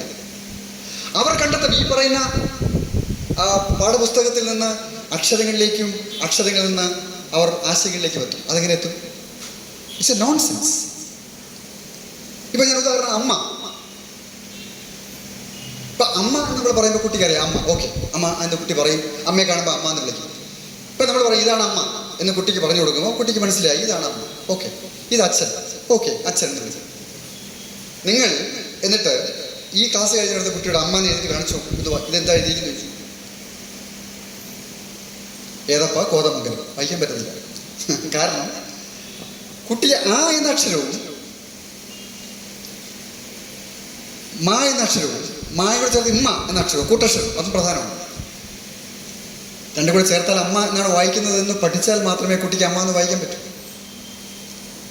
ഞാൻ പറഞ്ഞു, കഴിഞ്ഞ ദിവസം ഞാനൊരു ക്ലാസ്സിൽ പോയപ്പോൾ എന്നോടൊരു സാറ് പറഞ്ഞു, ആ ക്ലാസ്സിൽ 8ാം ക്ലാസ്സിൽ മറ്റുണ്ട്, 8ാം ക്ലാസ്സിൽ ഇങ്ങനെ ഇതിടുമല്ലോ, എഴുതാൻ പറഞ്ഞു, കുറച്ച് വാക്കുകൾ എഴുതാൻ പറഞ്ഞു, അച്ഛൻ എന്ന് എഴുതാൻ പറഞ്ഞു. അപ്പോൾ കുട്ടി പറഞ്ഞു, ഒരു മിനിറ്റ് കുട്ടി ആലോചിച്ചിട്ട് പറഞ്ഞു, ടീച്ചറെ ഞാൻ അമ്മ എന്ന് എഴുതിയാൽ പോരെ ചോദിച്ചു. ഞാൻ പറഞ്ഞു, എന്താണ്? അല്ല, അതാകുമ്പോൾ എനിക്ക് കുറച്ചുകൂടെ എളുപ്പമാണ്, ഞാൻ അമ്മ എന്ന് എഴുതി പറഞ്ഞു. അവൻ അച്ഛൻ എഴുതാൻ അറിയത്തില്ല, കുറച്ചുകൂടെ ബുദ്ധിമുട്ടാണ്. അമ്മ എന്ന് എഴുതുന്നേക്കാൾ കുറച്ചുകൂടെ ബുദ്ധിമുട്ടാണല്ലോ അച്ഛൻ എന്ന് എഴുതുന്നത്. അതാ കുട്ടിയുടെ കുഴപ്പമില്ല, അവൻ ഒരുപാട് കഴിവുള്ള കുട്ടിയാണ്, കാപ്പബിളാണ്. ഇതിൽ പറയുന്നുണ്ടല്ലോ, every child is capable of learning എന്ന് പറയുന്നുണ്ട്, regardless of the circumstances of birth or background. അത് ശരിയാണ്, ആ പൊട്ടൻഷ്യൽ ഉണ്ട് കുട്ടിക്ക്. Every child is capable of learning എന്ന് വെച്ചാൽ he or she is potential for that എന്നാണ്. അല്ലാതെ കുട്ടിക്കെല്ലാം അറിയാം എന്നല്ല. നമ്മളെങ്ങനെയാണ് വായിക്കാൻ പഠിച്ചത്? വായിക്കാൻ പഠിപ്പിക്കാൻ നമുക്ക് അധ്യാപകൻ ഉള്ളപ്പോഴാണ്, അല്ലെങ്കിൽ അധ്യാപിക ഉള്ളപ്പോഴാണ്, അല്ലെങ്കിൽ നമ്മുടെ വീട്ടിൽ ആരെങ്കിലും നമുക്ക് പഠിപ്പിച്ചു തരണം, അതല്ലെങ്കിൽ പഠിക്കാൻ പറ്റില്ല. അപ്പോൾ അങ്ങനെ അവതരിപ്പിക്കുന്ന ഒരു സിദ്ധാന്തമാണ് ദേശീയ വിദ്യാഭ്യാസത്തിന് അവതരിപ്പിക്കുന്നത്. അത് തന്നെയാണ് Kerala curriculum framework. Kerala curriculum framework പറയുന്നു, ആശയം, വാക്യം, പദം, അക്ഷരം, ശൈലി. അതിൽ 1-2 ക്ലാസ്സുകളിൽ ആശയ അവതരണ രീതിയാണ് സ്വീകരിക്കേണ്ടത്. ഇതാണ് അവർ പറയുന്നത്. ആശയം, വാക്യം, പദം, അക്ഷരം, ശൈലി. ഈ ഓർഡർ തിരിച്ചിടുന്നു. നമ്മൾ പഠിച്ചത് ആദ്യം അക്ഷരം, പിന്നെ പദം, പിന്നെ വാക്യം, അങ്ങനെയാണ്. അപ്പൊ ഇത് അടിസ്ഥാനപരമായി നമ്മുടെ കുട്ടിയെ സംബന്ധിച്ചിടത്തോളം വിദ്യാഭ്യാസ രംഗത്ത് നിന്ന് കുട്ടി പുറത്താക്കപ്പെടുന്നതിന് തുല്യമാണ്. അവനൊരിക്കലും, മാത്രമല്ല ടീച്ചിങ് പോയാൽ പിന്നെ മറ്റെന്താ ബാക്കിയുള്ളത്? Content should be drawn from the experiences of children. Content should be drawn from the experiences of the children. ആണോ? കുട്ടികളുടെ അനുഭവത്തിൽ നിന്ന് നമ്മൾ ഒരു കണ്ടന്റ് ഉൽപ്പാദിപ്പിച്ച് അത് അവർക്ക് ട്രാൻസാക്ട് ചെയ്താൽ നമ്മൾ എങ്ങനെയാണ് കവിത പഠിപ്പിക്കുക, എങ്ങനെയാണ് സാഹിത്യം പഠിപ്പിക്കുക, എങ്ങനെയാണ് ഏറ്റവും ആധുനികമായ ആശയങ്ങൾ പഠിപ്പിക്കുക, എങ്ങനെയാണ് ഫിസിക്സ് പഠിപ്പിക്കുക? ഒരിക്കലും പറ്റില്ല. Then teachers should facilitate and mediate the learning of the children. അപ്പോൾ അങ്ങനെ ഒരു സിറ്റുവേഷനിൽ ടീച്ചറുടെ role of the teacher has been change, totally change. ഒരു ഫെസിലിറ്റേറ്റർ മാത്രമായ മതി. അവർ പറയുന്നു സ്കഫോൾഡിങ്. ഒരു ടീച്ചർക്ക് അറിയാൻ പറ്റും, സ്കഫോൾഡിങ് എന്ന പദമാണല്ലോ ഇപ്പോൾ അവർ ഉപയോഗിക്കുന്നത്. ഇപ്പോൾ ഒരു ഫെസിലിറ്റേറ്റർ എന്ന പദമല്ല. Scaffolding should be provided by asking open ended questions. അപ്പോൾ ഈ സ്കഫോൾഡ് അതല്ലെങ്കിൽ ഫെസിലിറ്റേറ്റർ അത് മിനിമൽ ഗൈഡൻസ് ആണ്. ശരിയാണ്, ഗൈഡൻസ് പ്രധാനമാണ്, ഗൈഡൻസ് ആണ് വേണ്ടത്. പക്ഷെ ഗൈഡൻസ് അതൊരു മിനിമൽ ഗൈഡൻസ് ആയാൽ പോരാ. Teacher student transaction, interaction class റൂമിൽ നടക്കണം, റിച്ച് കണ്ടന്റ് ഉണ്ടാവണം, അതിനെ അടിസ്ഥാനപ്പെടുത്തി മുന്നോട്ട് പോകണം. പക്ഷെ ദേശീയ വിദ്യാഭ്യാസ നയം അവതരിപ്പിക്കുന്ന പുതിയ മൾട്ടി ഡിസിപ്ലിനറി അപ്രോച്ച് പ്രകാരം അത് അസാധ്യമാണ്. ഞാനൊരു കാര്യം പറയാം. ഇപ്പോൾ നിങ്ങൾ കഴിഞ്ഞ ദിവസം മിനിഞ്ഞാത്തെ 4-ാമത്തെ മനോരമ പത്രത്തിൽ ഒരു വാർത്തയുണ്ടായിരുന്നു. കേരളത്തിലെ സർവകലാശാലകളിൽ 40,000 സീറ്റുകൾ ഒഴിഞ്ഞു കിടന്നു. ചരിത്രത്തിൽ അങ്ങനെ ഒരു സംഭവം ഉണ്ടായിട്ടില്ല. ഇപ്പോൾ 40,000 സീറ്റുകൾ, പ്രത്യേകിച്ചും സയൻസ് വിഷയങ്ങളിലെ സീറ്റുകൾ ഒഴിഞ്ഞു കിടക്കുന്നു. എന്താ കാര്യം? സയൻസ് വിഷയങ്ങൾ പഠിക്കാനുള്ള വിദ്യാർത്ഥികൾ ഇല്ല. അതാണ് കാരണം. അവർ സയൻസിന്റെ അടിസ്ഥാനം പഠിച്ചിട്ടില്ല. ഈ പറയുന്ന സമീപനത്തിൽ, ദേശീയ വിദ്യാഭ്യാസത്തെ അവതരിപ്പിക്കുന്ന ഈ സമീപനത്തിന്റെ അടിസ്ഥാനത്തിൽ വന്നിരിക്കുന്ന മാറ്റങ്ങൾ മൂലം സയൻസ് പഠിക്കാനാവില്ല. മൾട്ടി ഡിസിപ്ലിനറി അപ്രോച്ചാണ്. വിഷയത്തിൽ ആഴമാർന്ന ധാരണയില്ല, ഒരു കുട്ടിക്കുമില്ല. അവൻ രാജ്യം വിടുക. പിന്നെയുള്ളത് ജീവിച്ചു പോകാനുള്ള ചില തന്ത്രമന്ത്ര വിദ്യകൾ മാത്രമാണ്, ചില സ്കില്ലുകൾ മാത്രമാണ്. അത് ടെക്നിക്കൽ സ്കിൽസാണ്. ജോബ് ഓറിയൻറ്റഡ് ആണ്, അക്കാഡമിക് ഓറിയൻറ്റഡ് അല്ല. അക്കാഡമിക് ബ്രില്യൻസ് ഇല്ല. ബൗദ്ധിക ശേഷി വളരുന്നില്ല. കൊഗ്നിറ്റീവ് ഡെവലപ്മെന്റ് എന്ന് നമ്മൾ പറയും. ആ കൊഗ്നിറ്റീവ് ഡെവലപ്മെന്റ് യഥാർത്ഥത്തിൽ അക്കാഡമിക് എക്സർസൈസിലൂടെ, നമ്മൾ പഠിച്ചു വരുന്ന പാഠങ്ങളിലൂടെ, അടിസ്ഥാന വിദ്യാഭ്യാസത്തിലൂടെ നമുക്ക് ലഭിക്കുന്നതാണ്. അത് നിഷേധിക്കപ്പെട്ടാൽ പിന്നെ ഹയർ എഡ്യൂക്കേഷൻ അസാധ്യമാണ്. പിന്നെ ചെയ്യാൻ പറ്റുന്നത് ഈ മൾട്ടി ഡിസിപ്ലിനറി അപ്രോച്ചിൻ്റെ അടിസ്ഥാനത്തിലുള്ള ചില സ്കിൽ ക്വാളിഫിക്കേഷൻ ഫ്രെയിംവർക്കിനെ ആസ്പദമാക്കിയിട്ടുള്ള ചില ഗ്രേഡിംഗ് മാത്രമാണ്. അമൂർത്തമായ ഒരു സമ്പ്രദായം കൊണ്ടുവരിക, കുട്ടിയെ പാസ്സാക്കി വിടുക. 1ാം ക്ലാസ്സിൽ ചേർന്ന കുട്ടി 10ാം ക്ലാസ്സിൽ കടന്നു, ഒന്നും അറിയണമെന്നില്ല. അപ്പോൾ 10ാം ക്ലാസ് കഴിഞ്ഞ, അല്ലെങ്കിൽ 12ാം ക്ലാസ് കഴിഞ്ഞ്, ഇപ്പോൾ പുതിയ സമ്പ്രദായം അനുസരിച്ച് 12ാം ക്ലാസ് കഴിഞ്ഞ് നിരക്ഷരരുടെ ഒരു മഹാസേനയെ സൃഷ്ടിക്കുകയാണ് ദേശീയ വിദ്യാഭ്യാസ നയം, രാജ്യവ്യാപകമാണ്. 8ാം ക്ലാസ്സിന് ശേഷം 9, 10, 11, 12 സെമസ്റ്ററൈസേഷൻ കൊണ്ടുവരുന്നു. ടോട്ടൽ വൊക്കേഷണലൈസേഷൻ, തൊഴിലധിഷ്ഠിതമാക്കൽ കൊണ്ടുവരുന്നു. അവിടെ അക്കാഡമിക് എഡ്യൂക്കേഷൻ ഇല്ല. അങ്ങനെ അക്കാഡമിക് എഡ്യൂക്കേഷൻ ലഭിക്കാതെ വരുന്ന കുട്ടിക്ക് ഹയർ എഡ്യൂക്കേഷൻ നടത്താൻ പറ്റത്തില്ല. BA പറ്റത്തില്ല, BSc പറ്റത്തില്ല. അതുകൊണ്ട് ഇപ്പോൾ പുതിയ 4 ഇയർ ഡിഗ്രി കോഴ്സ് കൊണ്ടുവരുന്നു. കാരണം നിലവിലുള്ള BA BSc കോഴ്സുകൾ അസാധ്യമാണ്. അപ്പോൾ പിന്നെ 4 ഇയർ ഡിഗ്രി കോഴ്സിൽ നമ്മുടെ കുട്ടികൾക്ക് കൊടുക്കാൻ പറ്റുന്നത് ഷോർട്ട് ടേം കോഴ്സസ് മാത്രമാണ്. കോഴ്സസും അല്ല, അവർ പറയുന്ന പ്രോഗ്രാംസ് എന്നാണ് ഇതിൽ പറയുന്നത്. കോഴ്സ് കണ്ടന്റ് മാറി. ആ പ്രോഗ്രാംസ് വേൾഡ് ജോബ് മാർക്കറ്റിൽ പോയി എന്തെങ്കിലും ഒരു പണി ചെയ്ത് ജീവിക്കാൻ ആവശ്യമായ ഒരു ട്രെയിനിങ് കോഴ്സ് മാത്രമാണ്. അതിനാവശ്യമായ 6 months, 1 year, 2 year അങ്ങനെ കൊടുക്കണം. 4 ഇയർ കോഴ്സിൻ്റെ പേര് മാത്രമേ ഉള്ളൂ. Multiple entry and exit points ഉണ്ട്. നിങ്ങൾക്ക് എപ്പോൾ വേണമെങ്കിലും ചേരാം, എപ്പോഴും ഇറങ്ങിപ്പോ. ഇത് പല ബുദ്ധിജീവികളും ഒരു ഗ്രേറ്റ് റെവല്യൂഷനായിട്ടാണ് അവതരിപ്പിക്കുന്നത്. എനിക്കറിയാം, പലരോട് സംസാരിച്ച് പറഞ്ഞു അത് കൊള്ളാം, നല്ല കാര്യമല്ലേ, കുട്ടികൾ എന്തിനാണ് 3 വർഷം 4 വർഷം കോളേജിൽ പോയി പഠിക്കുന്നത്, 6 മാസം കഴിയുമ്പോൾ അവർക്ക് കളഞ്ഞിട്ട് പോകാം. കാരണം അമേരിക്കൻ യൂണിവേഴ്സിറ്റികളിൽ ഇപ്പോൾ ഈ പറഞ്ഞ ഈ പാറ്റേണിലാണ് അവിടെ 4 ഇയർ ഡിഗ്രി കോഴ്സസ് ആണ് അവിടെ ഈ പറയുന്ന പക്ഷെ അവർക്ക് അടിസ്ഥാന വിദ്യാഭ്യാസമുണ്ട്. 10ാം ക്ലാസ് വരെ അടിസ്ഥാന വിദ്യാഭ്യാസം കൊടുത്തിട്ടാണ് അവർ ഈ സാധനം കൊണ്ടുവരുന്നത്. അത്രയെങ്കിലും ഉണ്ട്. പക്ഷെ നമ്മുടെ നാട്ടിൽ ഞാൻ പറഞ്ഞു, അടിസ്ഥാന വിദ്യാഭ്യാസം മുതൽ അത് നിഷേധിച്ചതിന് ശേഷം ഈ പറയുന്ന സ്കിൽ ഓറിയൻറ്റഡ് എഡ്യൂക്കേഷനിലേക്ക് കാര്യങ്ങൾ തിരിച്ചുവിടുന്നു എന്നുള്ളത് വളരെ വളരെ അപകടകരമായ ഒരു വിദ്യാഭ്യാസ പരിഷ്കാരമായിട്ട് മാറിത്തീരുന്നു എന്ന് നമ്മൾ മനസ്സിലാക്കണം. അപ്പം ഞാനതിൻ്റെ വിശദാംശങ്ങളിലേക്ക് പോകുന്നില്ല. ഇതിൻ്റെ കോർ ഷിഫ്റ്റ് എന്താണ് എന്ന് പറയാനാണ് ശ്രമിക്കുന്നത്. മൾട്ടി ഡിസിപ്ലിനറി സർവകലാശാലകൾ നമ്മുടെ നിലവിലുള്ള കേരള യൂണിവേഴ്സിറ്റിയുടെ സ്ട്രക്ചറിനെ ഇല്ലാതാക്കും. 4 ഇയർ ഡിഗ്രി കോഴ്സ് വന്നാൽ ആ 4 ഇയർ ഡിഗ്രി കോഴ്സിലൂടെ നമ്മുടെ നാട്ടിൽ ബൗദ്ധിക പ്രതിഭകൾ ഉണ്ടാവില്ല, അധ്യാപകരുണ്ടാവില്ല, സാഹിത്യകാരന്മാരോ സാഹിത്യകാരികളോ ഉണ്ടാവില്ല. നമുക്ക് മെഡിക്കൽ പ്രൊഫഷനിൽ അങ്ങനെയുള്ള ഉന്നതരായ ആളുകൾ ഉണ്ടാവില്ല. കാരണം മെഡിക്കൽ MBBS കോഴ്സിന് ഇപ്പോൾ അവർ പറഞ്ഞിരിക്കുന്ന പുതിയ കോഴ്സ് കണ്ടന്റിൻ്റെ പാരാമീറ്റേഴ്സ് അനുസരിച്ച് ബയോളജി പഠിക്കേണ്ടത്. ബയോളജി പഠിക്കാത്ത ഒരാൾക്ക് എങ്ങനെയാണ് ഈ പറയുന്ന MBBS കോഴ്സിലേക്ക് കടന്നു വരാൻ പറ്റുന്നത്? നമുക്ക് സങ്കല്പിക്കാനാവില്ല. എന്ന് മാത്രമല്ല, ആയുർവേദ, സിദ്ധ, യുനാനി, അലോപ്പതി ഇതിനെല്ലാം കൂടെ സംയോജിപ്പിച്ച് ഒരൊറ്റ സ്ട്രീമാക്കാൻ ശ്രമിക്കാൻ വ്യത്യസ്തമായ മെഡിക്കൽ സ്ട്രീംസിനെ ദേശീയ വിദ്യാഭ്യാസ നയം കൂട്ടിക്കുഴച്ച് ഒരൊറ്റ സ്ട്രീമാക്കി മാറ്റി ഗ്രാമീണ മേഖലയിൽ ഉള്ള ആളുകൾക്ക് ആയുഷ് ഏർപ്പെടുത്തുക. MBBS വിദ്യാഭ്യാസം തകരും. യഥാർത്ഥത്തിൽ ഡിഗ്രി പ്രീ പ്രൈമറി മാത്രമല്ല, പ്രൈമറി വിദ്യാഭ്യാസം മാത്രമല്ല, സെക്കൻഡറി വിദ്യാഭ്യാസം മാത്രമല്ല, ഹയർ സെക്കൻഡറി വിദ്യാഭ്യാസം ഇല്ലാതാക്കുന്നു. ഡിഗ്രി വിദ്യാഭ്യാസം, ബിരുദ വിദ്യാഭ്യാസത്തെ താറുമാറാക്കുന്നു.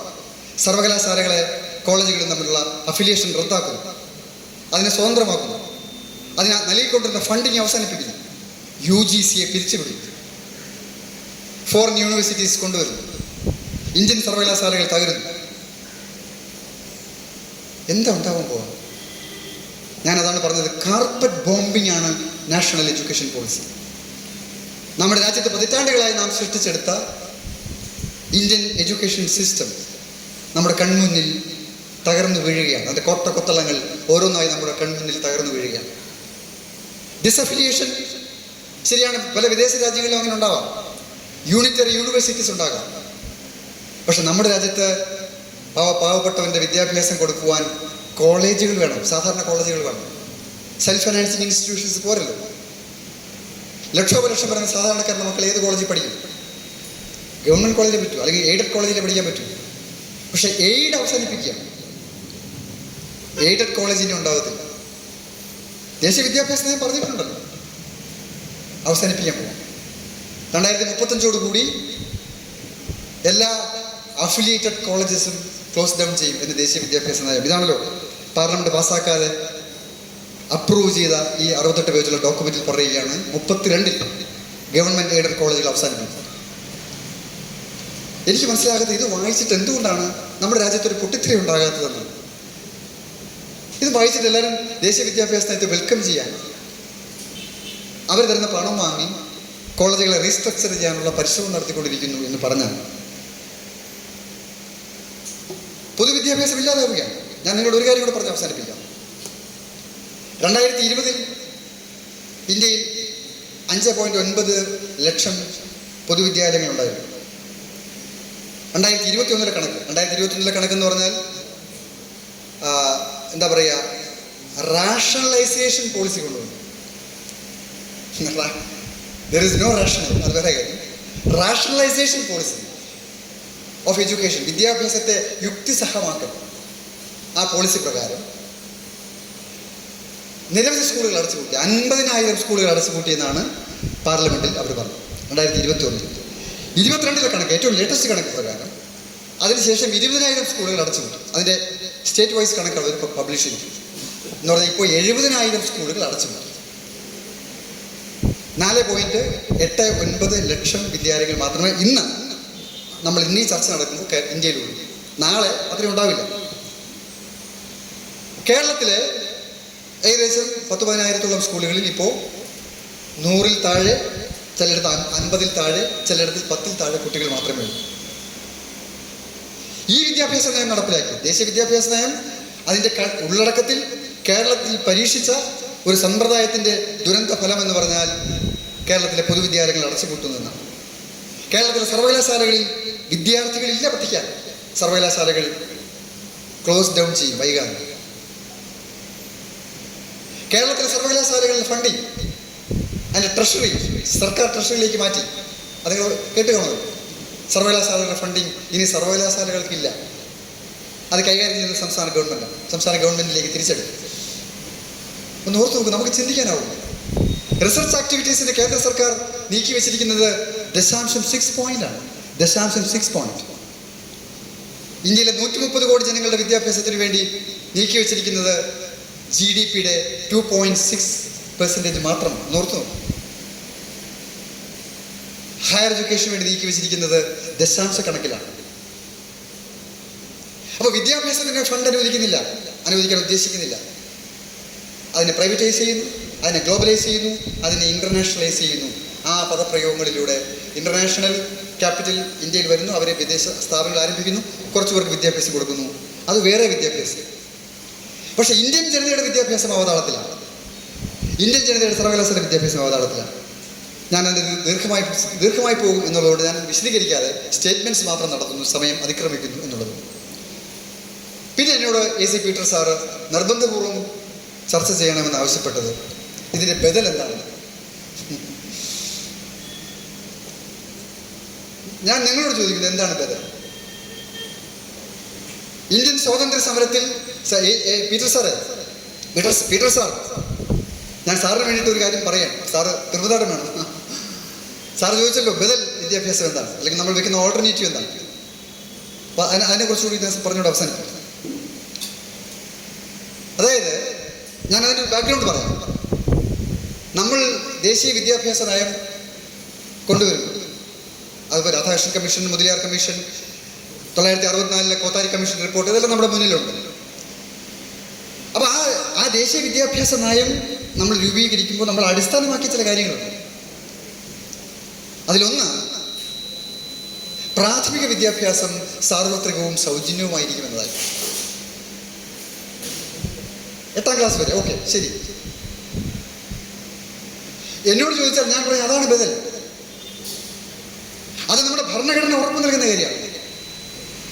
സാർവത്രികമായിരിക്കണം. യൂണിവേഴ്സൽ എഡ്യൂക്കേഷൻ ഫോർ ഓൾ എന്നത് നമ്മുടെ ഭരണഘടനാദത്തമായ നമ്മുടെ അവകാശമാണ്. ഇന്ത്യയിൽ പിറന്നു വീഴുന്ന മുഴുവൻ കുഞ്ഞുങ്ങളുടെ അവകാശമാണ്. അത് നൽകണം. അതിനെ അട്ടിമറിക്കുന്നു, അതിനെ ഇല്ലാതാക്കുന്നു എന്നതാണ് പ്രശ്നം. അതിനെ അട്ടിമറിക്കുമ്പോൾ അതിന് ബദലായി നമ്മൾ ആവശ്യപ്പെടുന്നത് ആ നയം തിരിച്ചു കൊണ്ടുവരണം, അത് പുനഃസ്ഥാപിക്കണം എന്നതാണ് നമുക്ക് ആവശ്യപ്പെടാൻ പറ്റുക. അല്ലാതെ പുതിയൊരു നയം കൊണ്ടുവരണം എന്ന് പറയണമെന്ന് എനിക്ക് തോന്നുന്നില്ല. ശരി, നിങ്ങൾ പുതുതാണെന്ന് പറഞ്ഞു, പക്ഷേ ഇന്ത്യയിൽ ജനിച്ചു വീഴുന്ന കുട്ടികൾക്ക് വിദ്യാഭ്യാസം കൊടുക്കണം. അത് കസ്തൂരിരംഗൻ പറയുന്ന ഈ വിദ്യാഭ്യാസം അല്ല, ഈ ടെക്നിക്കൽ സ്കില്ലല്ല, ഈ ജോബ് ഓറിയന്റേഷൻ അല്ല, ഭാഷയും സാഹിത്യവും ചരിത്രവും പഠിപ്പിക്കുന്ന മനുഷ്യനെ വാർത്തെടുക്കുന്ന വിദ്യാഭ്യാസം. വിദ്യാഭ്യാസത്തിൻ്റെ ഒബ്ജക്റ്റീവ്സ് ഓഫ് കരിക്കുലം ഒരു പക്ഷേ ടീച്ചർക്ക് അറിയാൻ പറ്റും, ടീച്ചർ പഠിച്ചിട്ടുള്ളതാണ്. എന്താണ് the prime most objective of education? Rabindranath Tagore വളരെ മനോഹരമായ ഭാഷയിൽ in a beautiful language he explain, അദ്ദേഹം പറഞ്ഞു, സമ്പൂർണ്ണ മനുഷ്യനെ സൃഷ്ടിക്കാനാണ് വിദ്യാഭ്യാസം, കേവല മനുഷ്യനെ അല്ല. സമഞ്ജസം വളർന്ന് വികസിച്ച, സമഞ്ജസം എന്ന് പറഞ്ഞാൽ ഇംഗ്ലീഷിൽ പറയാം ഹാർമോണൈസ്ഡ് ഹ്യൂമൻ ബീയിങ് എന്നാണ്. സമഞ്ജസം വളർന്ന് വികസിച്ച, മൂല്യങ്ങളുള്ള, ചിന്താശേഷിയുള്ള, യുക്തിഭദ്രതയോടുകൂടി കാര്യങ്ങളെ വിശകലനം ചെയ്യാൻ കഴിയുന്ന, അറിവുള്ള, സാമൂഹ്യ അവബോധമുള്ള ഹ്യൂമൻ ബീയിങ് എന്നാണ് ടാഗോർ പറഞ്ഞത്. മഹാത്മാഗാന്ധി വ്യത്യസ്തമായ ഭാഷയിൽ പറഞ്ഞു. എല്ലാ വിദ്യാഭ്യാസ ചിന്തകരും വ്യത്യസ്ത ഭാഷകളിൽ പറഞ്ഞു വിദ്യാഭ്യാസത്തിലൂടെ മനുഷ്യനെ വാർത്തെടുക്കണമെന്നാണ്. ആ ദേശീയ വിദ്യാഭ്യാസത്തെ നേർവിപരീതമായി പറയുന്നു. മനുഷ്യനുണ്ടാകാൻ പാടില്ല, റോബോട്ടിക് സ്കിൽസ് ഉണ്ടാകണം, ടെക്നിക്കൽ സ്കിൽസ് ഉണ്ടാകണം. ആ റോബോട്ടിക് സ്കിൽസ് ഇപ്പൊ AI ക്യാമറ വരുന്നു, ആർട്ടിഫിഷ്യൽ ഇന്റലിജൻസിന്റെ കാലമാണ്, technologically we are advanced, highly advanced. പക്ഷേ ആർട്ടിഫിഷ്യൽ ഇന്റലിജൻസ് മനുഷ്യന് തുല്യമല്ല. Artificial intelligence is a by product of human being, human civilisation. നമ്മൾ സൃഷ്ടിച്ചതാണ് ആർട്ടിഫിഷ്യൽ ഇന്റലിജൻസ്, അതെപ്പോഴെങ്കിലും നമുക്ക് ഓഫാക്കാം. പക്ഷെ അത് ഹ്യൂമൻ ഇന്റലിജൻസിന്റെ സൃഷ്ടിയാണ്. വാർത്താ അവതാരകരായി ആർട്ടിഫിഷ്യൽ ഇന്റലിജൻസിന്റെ ആളുകൾ വരാൻ പോകുന്നു. AI ക്യാമറകൾ വരുന്നു, AI അവതാരകർ വരുന്നു. ഇനി ക്ലാസ് എടുക്കാൻ ഈ പറയുന്ന ആർട്ടിഫിഷ്യൽ ഇന്റലിജൻസിലുള്ള ആളുകൾ വരും. അത് ഓൺലൈനിലേക്ക് മാറ്റുന്നു. Blended mode of education UGC വെക്കുന്ന പുതിയ സങ്കല്പം അതാണ്. അതായത് ഇനി നിങ്ങൾ കോളേജിലേക്ക് പോകണ്ട, you need not go to colleges. ദേശീയ വിദ്യാഭ്യാസത്തിന് പണ്ട് പറഞ്ഞു you need not go to Aristotle will come to your door steps എന്ന് പറഞ്ഞല്ലോ. നിങ്ങൾ അറിവ് അന്വേഷിച്ച് അരിസ്റ്റോട്ടിലിൻ്റെ അടുത്തേക്ക് പോകണ്ട എന്ന് പറഞ്ഞല്ലോ. നിങ്ങൾ വീട്ടിൽ ഇരുന്നാൽ മതി. നിങ്ങളുടെ കയ്യിൽ കമ്പ്യൂട്ടർ ഉണ്ടെങ്കിൽ നിങ്ങൾക്ക് ലോകത്തിൻ്റെ വിജ്ഞാനങ്ങൾ നിങ്ങളുടെ വിരൽ തുമ്പിൽ വരും എന്നാണ്. എല്ലാം ഗൂഗിളിലുണ്ടല്ലോ. പിന്നെ എന്തിനാണ് school, college, universities, research, teachers? ആവശ്യമില്ല. എല്ലാവരുടെ കയ്യിലും മൊബൈലുണ്ട്. എന്ത് കാര്യം നമുക്ക് മൊബൈൽ അടിച്ച് നോക്കാം. അപ്പൊ അങ്ങനെ മാറിയ ലോക സാഹചര്യത്തിൽ യഥാർത്ഥത്തിൽ യൂണിവേഴ്സിറ്റീസും കോളേജസും സ്കൂൾസും അപ്രസക്തമാകുന്നു എന്നാണ് ദേശീയ വിദ്യാഭ്യാസ നയം ഇതിലൂടെ പറഞ്ഞ് സ്ഥാപിക്കാൻ ശ്രമിക്കുന്ന സിദ്ധാന്തം. ഈ സിദ്ധാന്തം മാരകമാകുന്നത് അവിടെയാണ്. മനുഷ്യനുമായി നടക്കുന്ന എല്ലാ സമ്പർക്കങ്ങളെയും എല്ലാ ട്രാൻസാക്ഷൻസിനെയും അത് നിരോധിക്കുന്നു, അപ്രസക്തമാക്കുന്നു. പാഠപുസ്തകത്തെയും പുസ്തകത്തിൽ അധിഷ്ഠിതമായ വിജ്ഞാനത്തെയും അതിനെ അടിസ്ഥാനപ്പെടുത്തുന്ന റീഡിങ് ഹാബിറ്റും അവരില്ലാതാക്കും. നമ്മുടെ സമൂഹത്തിൽ വായനാശീലം ഒരു ഡിമിനിഷിങ് സ്റ്റേജിലാണ്, അപ്രസക്തമാണ്.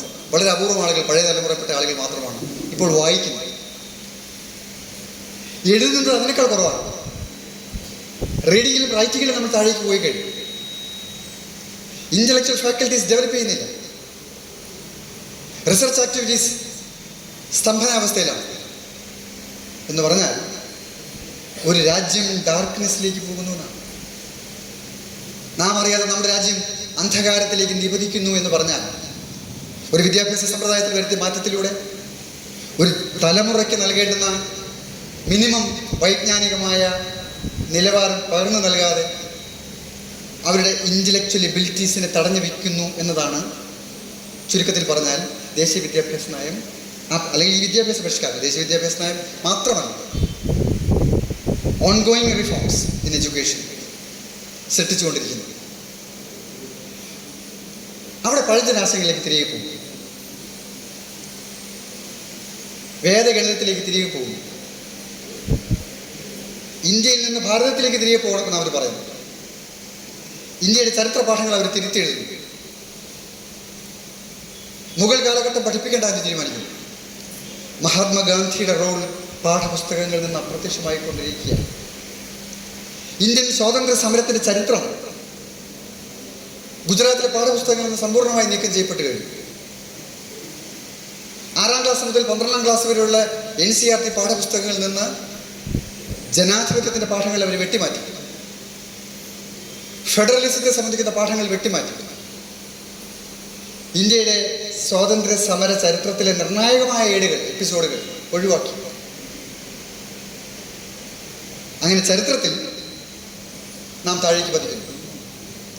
ശാസ്ത്രം ഈ പറഞ്ഞ മൾട്ടി ഡിസിപ്ലിനറി അപ്രോച്ച് കൊണ്ടുവരുന്നതോടുകൂടി ശാസ്ത്ര അടിസ്ഥാനങ്ങളിൽ നിന്ന് നമ്മൾ താഴേക്ക് പോകും.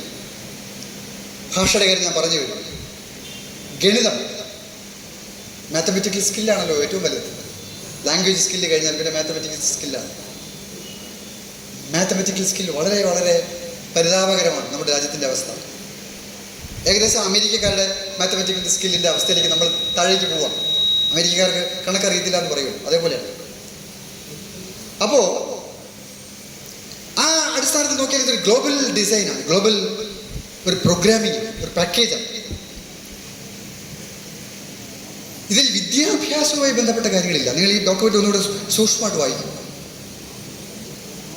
ഇതിൽ ട്രേഡുണ്ട്, ഇതിൽ സ്കില്ലുണ്ട്, ഇതിൽ മറ്റൊരുപാട് കാര്യങ്ങൾ പറയുന്നുണ്ട്. അക്കാഡമിക് എഡ്യൂക്കേഷൻ ഒഴികെ. അപ്പോൾ നിലനിൽക്കുന്ന വിദ്യാഭ്യാസത്തിൻ്റെ ഉള്ളടക്കത്തെയും അതിൻ്റെ ഘടനയെയും ഒരേ സമയം ഡീസ്ട്രക്ചർ ചെയ്യും. റീസ്ട്രക്ചറിങ്ങിലൂടെ ഡീസ്ട്രക്ചറിങ്ങാണ് അവർ ചെയ്യുന്നത്. അതിലൂടെ ഡീഹ്യൂമനൈസേഷനാണ്. Dehumanisation പോളിസിയാണ് NEP 2020. അപ്പോൾ നമ്മൾ തിരിച്ചു പിടിക്കുവാൻ വിദ്യാഭ്യാസത്തിൽ ശാസ്ത്രീയ മതേതര ജനാധിപത്യ സാർവത്രിക വിദ്യാഭ്യാസം എന്ന ബദൽ അവതരിപ്പിക്കുന്നു. അപ്പോൾ എന്താണ് നമ്മുടെ ബദൽ? Scientific secular democratic education for all. അതാണ് നമ്മുടെ ബദൽ. ആ അടിസ്ഥാനങ്ങൾ നമ്മൾ തിരിച്ചു കൊണ്ടുവരണം എന്നാവശ്യപ്പെടുന്നു. ഈ സമൂഹത്തിൽ പറന്നു വീഴുന്ന മുഴുവൻ ആളുകൾക്കും ജാതി, മതം, ഭാഷ, വർണ്ണഭേദങ്ങളില്ലാതെ എല്ലാവർക്കും വിദ്യാഭ്യാസം, ശാസ്ത്രീയമായ വിദ്യാഭ്യാസം. ശാസ്ത്രം പഠിപ്പിക്കുക മാത്രമല്ല, ശാസ്ത്രീയമായി വിദ്യാഭ്യാസത്തെ റീഡിസൈൻ ചെയ്യണം. അതാണ് ബദൽ. പിന്നെ അപഗ്രഥന ശേഷി നമ്മൾ പറയും. അസിമിലേഷൻ ആൻഡ് ഡിസമിനേഷൻ, അതാണല്ലോ എഡ്യൂക്കേഷണൽ സ്കിൽ. നമ്മൾ സ്കൂളിൽ പോയിട്ടുണ്ടെങ്കിൽ ആ സ്കൂളിൽ നിന്ന് നമുക്ക് കിട്ടിയിരിക്കുന്ന ഒരു മിനിമം സ്കില്ലെന്ന് പറഞ്ഞാൽ നമുക്ക് കുറച്ച് അറിവുകൾ അസിമിലേറ്റ് ചെയ്യാൻ കഴിയും. ദെൻ ആ നോളജ് നമുക്ക് ഡിസമിനേറ്റ് ചെയ്യാൻ കഴിയും. ഇത് രണ്ടും കൂടെ ചെയ്യപ്പെടുകയാണ്, അസിമിലേഷൻ ആൻഡ് ഡിസമിനേഷൻ. അത് രണ്ടും പ്രധാനപ്പെട്ടതാണ്. അതില്ലെങ്കിൽ ഒരു സെൻസിറ്റീവായിട്ടുള്ള എഡ്യൂക്കേഷൻ സിസ്റ്റം നമുക്ക് കൊണ്ടുവരാൻ പറ്റത്തില്ല. അപ്പോൾ പൊതുവിദ്യാഭ്യാസം നിലനിൽക്കണം. സ്കൂളുകൾ ഇവർ പറയുന്ന പോലെ സ്കൂൾ കോംപ്ലക്സുകൾ ഉണ്ടാക്കി മെർജ് ചെയ്ത് സ്കൂളുകളെ വെട്ടിക്കുറയ്ക്കരുത്. പെർമനന്റ് ടീച്ചേഴ്സിനെ അപ്പോയിന്റ് ചെയ്യണം. ഇവർ പറയുന്നു B.Ed കോളേജുകൾ ക്ലോസ് ഡൗൺ ചെയ്യാൻ പോകുന്നു. All sub standard stand alone teacher education centres will be shut down as soon as possible എന്ന് വെച്ചിരിക്കുക. ഇവിടെ B.Ed കോളേജ് ടീച്ചേഴ്സ് ആരെങ്കിലുണ്ടോ? എനിക്കറിയില്ല. നിങ്ങളുടെ കോളേജുകളെല്ലാം B.Ed കോളേജുകൾ, അതായത് ഇനി അധ്യാപകരുണ്ടാവില്ല.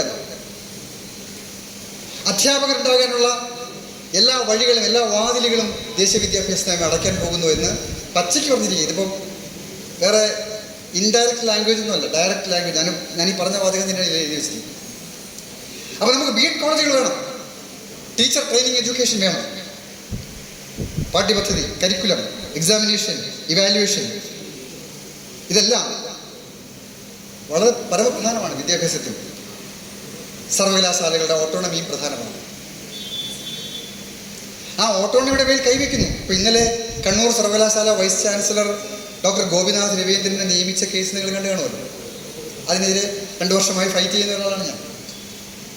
ഡോക്ടർ ഗോപിനാഥ് രവീന്ദ്രന് കണ്ണൂർ സർവകലാശാലയിൽ വൈസ് ചാൻസലറായി പുനർനിയമനം നൽകുവാൻ 2021 നവംബർ 23 ഗവൺമെൻറ് തീരുമാനിക്കുമ്പോൾ, അല്ലെങ്കിൽ ഗവൺമെൻറ് തീരുമാനിക്കാന്നാൽ ഗവൺമെൻറ് ഒരു കത്ത് ഗവർണർക്ക് കൊടുക്കാൻ തീരുമാനിക്കുമ്പോൾ, അതിന് തൊട്ട് തലേ ദിവസം 19 ഞങ്ങൾ ഗവർണർക്ക് കൊടുത്ത, ചാൻസലർക്ക് കൊടുത്തൊരു കത്തുണ്ട്.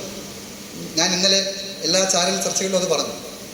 അതായത് ഞങ്ങൾ ആ കത്തിൽ ഞങ്ങൾ പറഞ്ഞു ഗോപിനാഥ് രവീന്ദ്രൻ നിയമിക്കുന്നത്. കാരണം 2 കാരണങ്ങളല്ല. ഒന്ന്, അദ്ദേഹത്തിന് ഏജ് ലിമിറ്റ് കഴിഞ്ഞു, 60 വയസ്സ് കഴിഞ്ഞു. പുനർനിയമനം സാധാരണഗതിയിൽ നമ്മൾ നടത്താറില്ല. അത് പോട്ടെ, പുനർനിയമനം നടത്താൻ വേണമെങ്കിൽ നടത്താം, കാരണം അതിന് കീഴ്വഴക്കമുണ്ട്.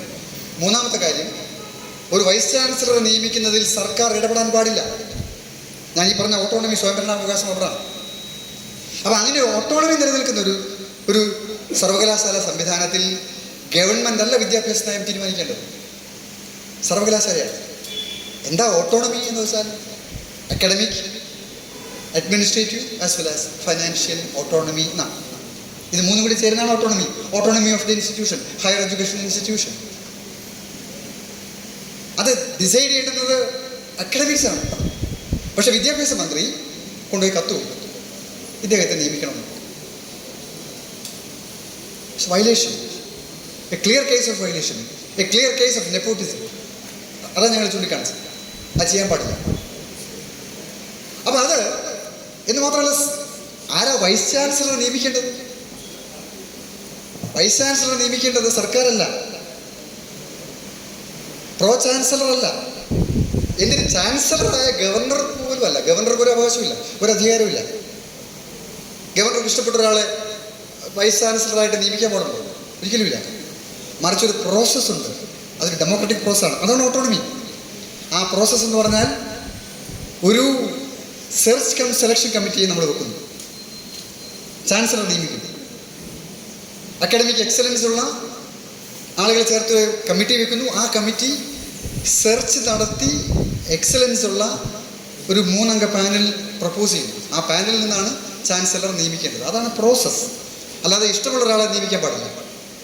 പക്ഷേ ഇഷ്ടമുള്ള ഒരാളെ നിയമിച്ചു. മുഖ്യമന്ത്രി പോയി കണ്ട് ഗവർണറോട് പറഞ്ഞു, ഇത് കണ്ണൂറുകാരനാണ്, എൻ്റെ നാട്ടുകാരനാണ്, അദ്ദേഹത്തെ നിയമനം കൊടുക്കണമെന്നോ മുഖ്യമന്ത്രി പറഞ്ഞു. ആണോ, കണ്ണൂരുകാരനാണ്, നാട്ടുകാരനാണ്, ശരി എന്നാൽ കൊടുത്തേക്കാന്ന് പറഞ്ഞു. ഈ പറയുന്ന ഗവർണർ അദ്ദേഹം ഒപ്പിട്ട് കൊടുത്തു. അങ്ങനെയാണ് 23 ഈ പുനർനിയമനം നടന്നത്. നമ്മളതിനെ ചോദ്യം ചെയ്തു. ഹൈക്കോടതി പക്ഷേ അത് അംഗീകരിച്ചില്ല. പിന്നെ ഇനി പിറവംകാരനാണെങ്കിലും തരില്ല കേട്ടോ. ഞാൻ പറഞ്ഞത് ഏത് നാട്ടുകാരനാണെന്നുള്ളതല്ല, അത് സ്വജനപക്ഷപാതം. അപ്പോൾ അവിടെ സുപ്രീം കോടതി ഇന്നലെ ക്ലിയർ കട്ടായിട്ട് പറഞ്ഞു, വൈസ് ചാൻസലറെ തുടരാൻ പറ്റില്ല. ഗവർണർ ചെയ്ത നടപടി തെറ്റാണ്, സംസ്ഥാന ഗവൺമെൻറ് ചെയ്ത നടപടി തെറ്റാണ്. അതാണ് സുപ്രീം കോടതി പറഞ്ഞത്. അപ്പോൾ ഞാനൊരു ഉദാഹരണം പറഞ്ഞതേ ഉള്ളൂ, ഏറ്റവും പുതിയ ഉദാഹരണം എന്ന് ഞാൻ പറഞ്ഞതേ ഉള്ളൂ. അപ്പോൾ autonomy of higher education institutions, അല്ലെങ്കിൽ നമ്മൾ ഈ പറയുന്ന സ്വയംഭരണാവകാശം നിലനിർത്തുക, അതിൽ ഗവൺമെൻറ് ഇടപെടാതിരിക്കുക എന്നതാണ് മറ്റൊരു ബദൽ. പിന്നെ സ്കൂൾ വിദ്യാഭ്യാസം സൗജന്യമായിരിക്കണം. സർക്കാർ എയ്ഡഡ് സ്കൂളുകൾ, കോളേജുകൾ അത് നിലനിർത്തണം. എയ്ഡ് കൊടുക്കണം. ഇപ്പോൾ പുതിയ ദേശീയ വിദ്യാഭ്യാസ നയപ്രകാരം എയ്ഡ് കൊടുക്കാൻ ഉദ്ദേശിക്കുന്നില്ല. കംപ്ലീറ്റ്ലി സെൽഫ് ഫൈനാൻസിങ് ആണ്, കോർപ്പറേറ്റ് ഫണ്ടിങ് ആണ്, ഫോറിൻ ഇൻസ്റ്റിറ്റ്യൂഷൻസ് ആണ്, ഫോറിൻ ഡയറക്റ്റ് ഇൻവെസ്റ്റ്മെൻറ്റ് അനുവദിച്ചിരിക്കുന്നു വിദ്യാഭ്യാസ നയത്തിൽ. അത് എത്ര വിനാശകരമായിരിക്കുന്നു നമ്മൾ വരുന്ന ആളുകൾ കണ്ടറിയാൻ പോകുന്നേ ഉള്ളൂ. കാരണം ഇന്ത്യൻ ഇൻസ്റ്റിറ്റ്യൂഷൻസിന് പിടിച്ചിരിക്കാൻ പറ്റില്ല. മറ്റവർക്ക് വിദ്യാഭ്യാസം വാണിജ്യമാണ്. അപ്പോൾ ആ വാണിജ്യത്തിലേക്ക് ഒരു ഗ്ലോബലൈസ്ഡ് ഒരു കമ്മോഡിറ്റിയായി. TMA പൈ ഫൗണ്ടേഷൻ കേസിൽ education is A private good എന്നാണ് പറഞ്ഞത്. പ്രൈവറ്റ് ഗുഡ് എന്നാണ്, സ്വകാര്യ നന്മ എന്നാണ് അവർ ട്രാൻസ്ലേറ്റ് ചെയ്തത്. പക്ഷെ നമ്മളതിന് ട്രാൻസ്ലേറ്റ് ചെയ്തത് സ്വകാര്യ ചരക്കെന്നാണ്. വിദ്യാഭ്യാസം ഒരു സ്വകാര്യ ചരക്കാണ്. അപ്പോൾ സാമ്പത്തിക ചുമതല സർക്കാർ വഹിക്കണം. റിസർച്ച് തലം വിദ്യാഭ്യാസ ആവശ്യങ്ങൾക്ക് സർക്കാർ ഫണ്ട് അനുവദിക്കണം. ഓപ്പൺ ഓൺലൈൻ ഡിസ്റ്റൻസ് മോഡിലാകരുത് വിദ്യാഭ്യാസം. വിദ്യാഭ്യാസം ഒരു ഫേസ് ടു ഫേസ് മുഖാമുഖ വിദ്യാഭ്യാസമാണ്, ഫേസ് ടു ഫേസ് ഇൻട്രാക്ഷൻ. അപ്പോൾ അതിനുള്ള സമ്പ്രദായം പറഞ്ഞു. ഓൾ പ്രൊമോഷൻ സിസ്റ്റം അവസാനിപ്പിക്കണം. നോ ഡിറ്റൻഷൻ പോളിസി കൊണ്ടുവരണം.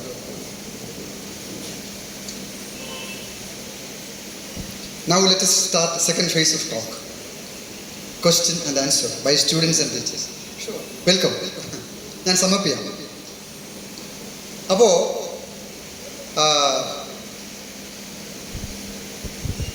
ഞാനിപ്പോൾ എന്താ പറഞ്ഞാൽ ഓൾ പ്രൊമോഷൻ സിസ്റ്റം. 1ാം ക്ലാസ്സിൽ ചേർന്ന കുട്ടി അക്ഷരം അറിയില്ലെങ്കിലും 10ാം ക്ലാസ് പാസ്സാകും എന്ന് പറയുന്നതാണ് ഓൾ പ്രൊമോഷൻ. അവിടെ എല്ലാവരെയും പഠിപ്പിച്ച് പാസ്സാക്കുക. 100 കുട്ടികൾ ചേർന്നാൽ 100 കുട്ടികളും പാസ്സാക്കാം. പക്ഷെ ആ 100 കുട്ടികളും നിശ്ചിത നിലവാരമുണ്ട് എന്ന് ഉറപ്പാക്കണം വിദ്യാഭ്യാസത്തിൽ. ശരി, 99 കുട്ടികൾക്ക് നിശ്ചിത നിലവാരമുള്ളൂ, ഒരു കുട്ടിക്ക് നിശ്ചിത നിലവാരം ഇല്ലെങ്കിൽ ആ കുട്ടിക്ക് പാസ്സാവാൻ പറ്റത്തില്ല. No detention policy. അപ്പോൾ അതാണ് ഞാൻ പറഞ്ഞത്, ഓൾ പ്രൊമോഷൻ സിസ്റ്റം അത് വളരെ വളരെ അപകടകരമാണ്. അപ്പോൾ അതുകൊണ്ട് ഒരു ഇവാലുവേഷൻ പ്രോസസ്സ് ഉണ്ടാകണം വിദ്യാഭ്യാസത്തിൽ. അത് സയൻറ്റിഫിക് ആയിരിക്കും. ഓക്കെ, അപ്പോൾ നമുക്ക് സമയം അവസാനിക്കുന്നു എന്നുള്ളത് കൊണ്ട് ഇനി ചോദ്യങ്ങളെ അടിസ്ഥാനപ്പെടുത്തി നമുക്ക് നീങ്ങാം. വിദ്യാഭ്യാസത്തിൻ്റെ അടിസ്ഥാന ലക്ഷ്യങ്ങൾ എന്താണ്? വിദ്യാഭ്യാസത്തിൻ്റെ ട്രാൻസാക്ഷണൽ മെക്കാനിസം എന്താണ്? അതിൻ്റെ ഘടന എന്തായിരിക്കണം? അതിൻ്റെ പ്രോസസ്സ് എന്തായിരിക്കണം? തുടങ്ങിയ കാര്യങ്ങളെ സംബന്ധിക്കുന്ന ഒരു ജനറൽ ഐഡിയ എല്ലാവർക്കും ലഭിച്ചു എന്ന ഒരു തെറ്റായ വിശ്വാസത്തിൽ ഞാൻ എൻ്റെ ചർച്ച അവസാനിപ്പിക്കുന്നു. മോഡേൺ തിയറീസ് ഒറിജിനേറ്റ് ചെയ്യുന്നതിനെ സംബന്ധിച്ച്, അതല്ലെങ്കിൽ ലോകത്ത് ഉദയം ചെയ്യുന്ന തിയറീസ്, നമ്മളിപ്പോൾ ഇന്ത്യയിൽ പഠിപ്പിക്കുന്ന തിയറീസ് വാസ്തവത്തിൽ ഇൻ്റർനാഷണലാണ്. കാരണം വിജ്ഞാനം ഏതെങ്കിലും ഒരു രാജ്യാതിർത്തിക്കുള്ളിൽ നമുക്ക് ഒതുക്കാനാവുന്നതല്ല. വിജ്ഞാനം സർവ്വദേശീയം പോലുമല്ല. അത് ഒരു സത്യം മാത്രമാണ്. അപ്പം അതുകൊണ്ട് ഞാനിപ്പം സാർ പറഞ്ഞതിന് ഒരു മറുപടി കൂടി ആയിട്ടാണ് പറയുന്നത്. കാരണം ഇൻ്റർനാഷണലായിട്ട് പറയാന്നുള്ളതല്ല. നമ്മൾ ഏത് വിഷയത്തെ വിശകലനം ചെയ്യുമ്പോഴും അതിനകത്ത് ചില ഗ്ലോബൽ പ്രോജക്ട്സോ അല്ലെങ്കിൽ ഗ്ലോബൽ പ്രോഗ്രാംസോ ഉണ്ടാവും. ഇപ്പം ഞാനിപ്പോൾ ഇന്നിവിടെ ഡിസ്കസ് ചെയ്ത ഒരു 80% ആശയങ്ങൾ യഥാർത്ഥത്തിൽ ഗ്ലോബലി ഡിസൈൻഡ്.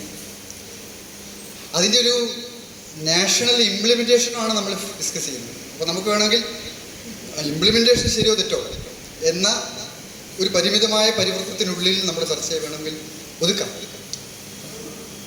പക്ഷെ അത് സത്യത്തെ പൂർണ്ണമായി പ്രതിഫലിപ്പിക്കില്ല. അതുകൊണ്ടാണ് ഇപ്പം ഐൻസ്റ്റീൻ്റെ സിദ്ധാന്തങ്ങൾ നമ്മൾ പഠിപ്പിക്കുന്നു. ന്യൂട്ടോണിയൻ ഫിസിക്സ് നമ്മൾ പഠിപ്പിക്കുന്നു. അത് ഇൻ്റർനാഷണലാണ്.